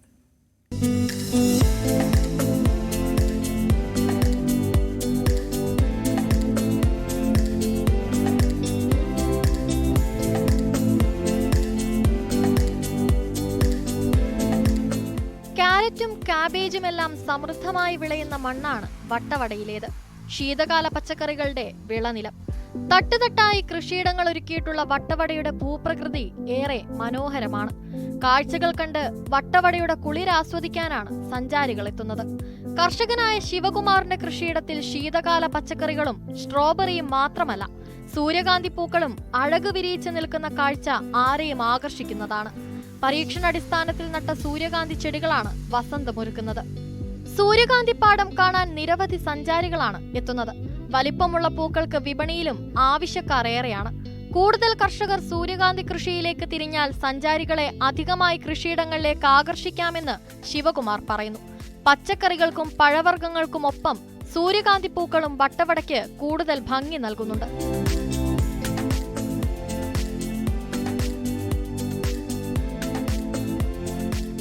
ന്യൂസ് 18 വട്ടവട. ആ മനോഹരമായ കാഴ്ചയിൽ നമ്മൾ പോകുന്നതിന് ഒരു ഇൻഫർമേഷനിലേക്കാണ്. അടുത്ത കാലത്ത് വാർത്തകളിൽ ഇടം നേടിയ ഒന്നാണ് പെട്രോൾ പമ്പിനായുള്ള NOC. ഇതുമായി ബന്ധപ്പെട്ട വിവാദമാണ് നവീൻ ബാബു എന്ന ADMന്റെ ആത്മഹത്യയിലേക്ക് കലാശിച്ചത്. വളരെ ലാഭകരമായ ബിസിനസ്സാണ് ഇന്ധന വിൽപ്പന. എന്നാൽ ഈ ബിസിനസ് തുടങ്ങാൻ കടമ്പകൾ ഏറെയാണ്. എന്തൊക്കെയാണത്? ആര്യാർ ദേവൻ തയ്യാറാക്കിയ റിപ്പോർട്ട് കാണാം. ഈ റിപ്പോർട്ടോടെ മോർണിംഗ് ഷോ പൂർണ്ണമാവുകയാണ്. നമസ്കാരം. നിലവിൽ ഇന്ത്യയിൽ നഷ്ടസാധ്യത ഒട്ടുമില്ലാത്ത ഒരു ബിസിനസ്സാണ് ഇന്ധന വിൽപ്പന. 100% ലാഭം കൊയ്യാവുന്ന ബിസിനസ്. എന്നാൽ ഈ ബിസിനസ് ആരംഭിക്കണമെങ്കിൽ എന്തൊക്കെ ചെയ്യണമെന്ന് പലർക്കും അറിയില്ല. ഇന്ത്യയിൽ പെട്രോൾ പമ്പുകൾ തുറക്കണമെങ്കിൽ ചില കടമ്പകൾ കടക്കേണ്ടതുണ്ട്. പമ്പുകൾ അനുവദിക്കുന്ന നടപടികൾ സുതാര്യമാക്കാൻ സർക്കാർ നിശ്ചിത മാനദണ്ഡങ്ങളൊക്കെ ഏർപ്പെടുത്തിയിട്ടുണ്ട്. അതൊക്കെ വിജയകരമായി പൂർത്തിയാക്കിയാൽ ആർക്കും പമ്പ് തുടങ്ങാം. പെട്രോൾ, ഡീസൽ തുടങ്ങിയ ഇന്ധനങ്ങൾ വിൽക്കുന്ന പമ്പ് തുടങ്ങണമെങ്കിൽ കുറഞ്ഞത് 900 ചതുരശ്ര മീറ്റർ സ്ഥലവും 1.25 കോടിയിലധികം രൂപയും വേണം. കേരളത്തിൽ 398 ഇടത്ത് അടക്കം ഇത്തവണ 2023 ജൂണിലാണ് ഭാരത് പെട്രോളിയം കോർപ്പറേഷൻ ലിമിറ്റഡ് അപേക്ഷ ക്ഷണിച്ചത്. ഇതിൽ 21 എണ്ണം കണ്ണൂരിലാണ്.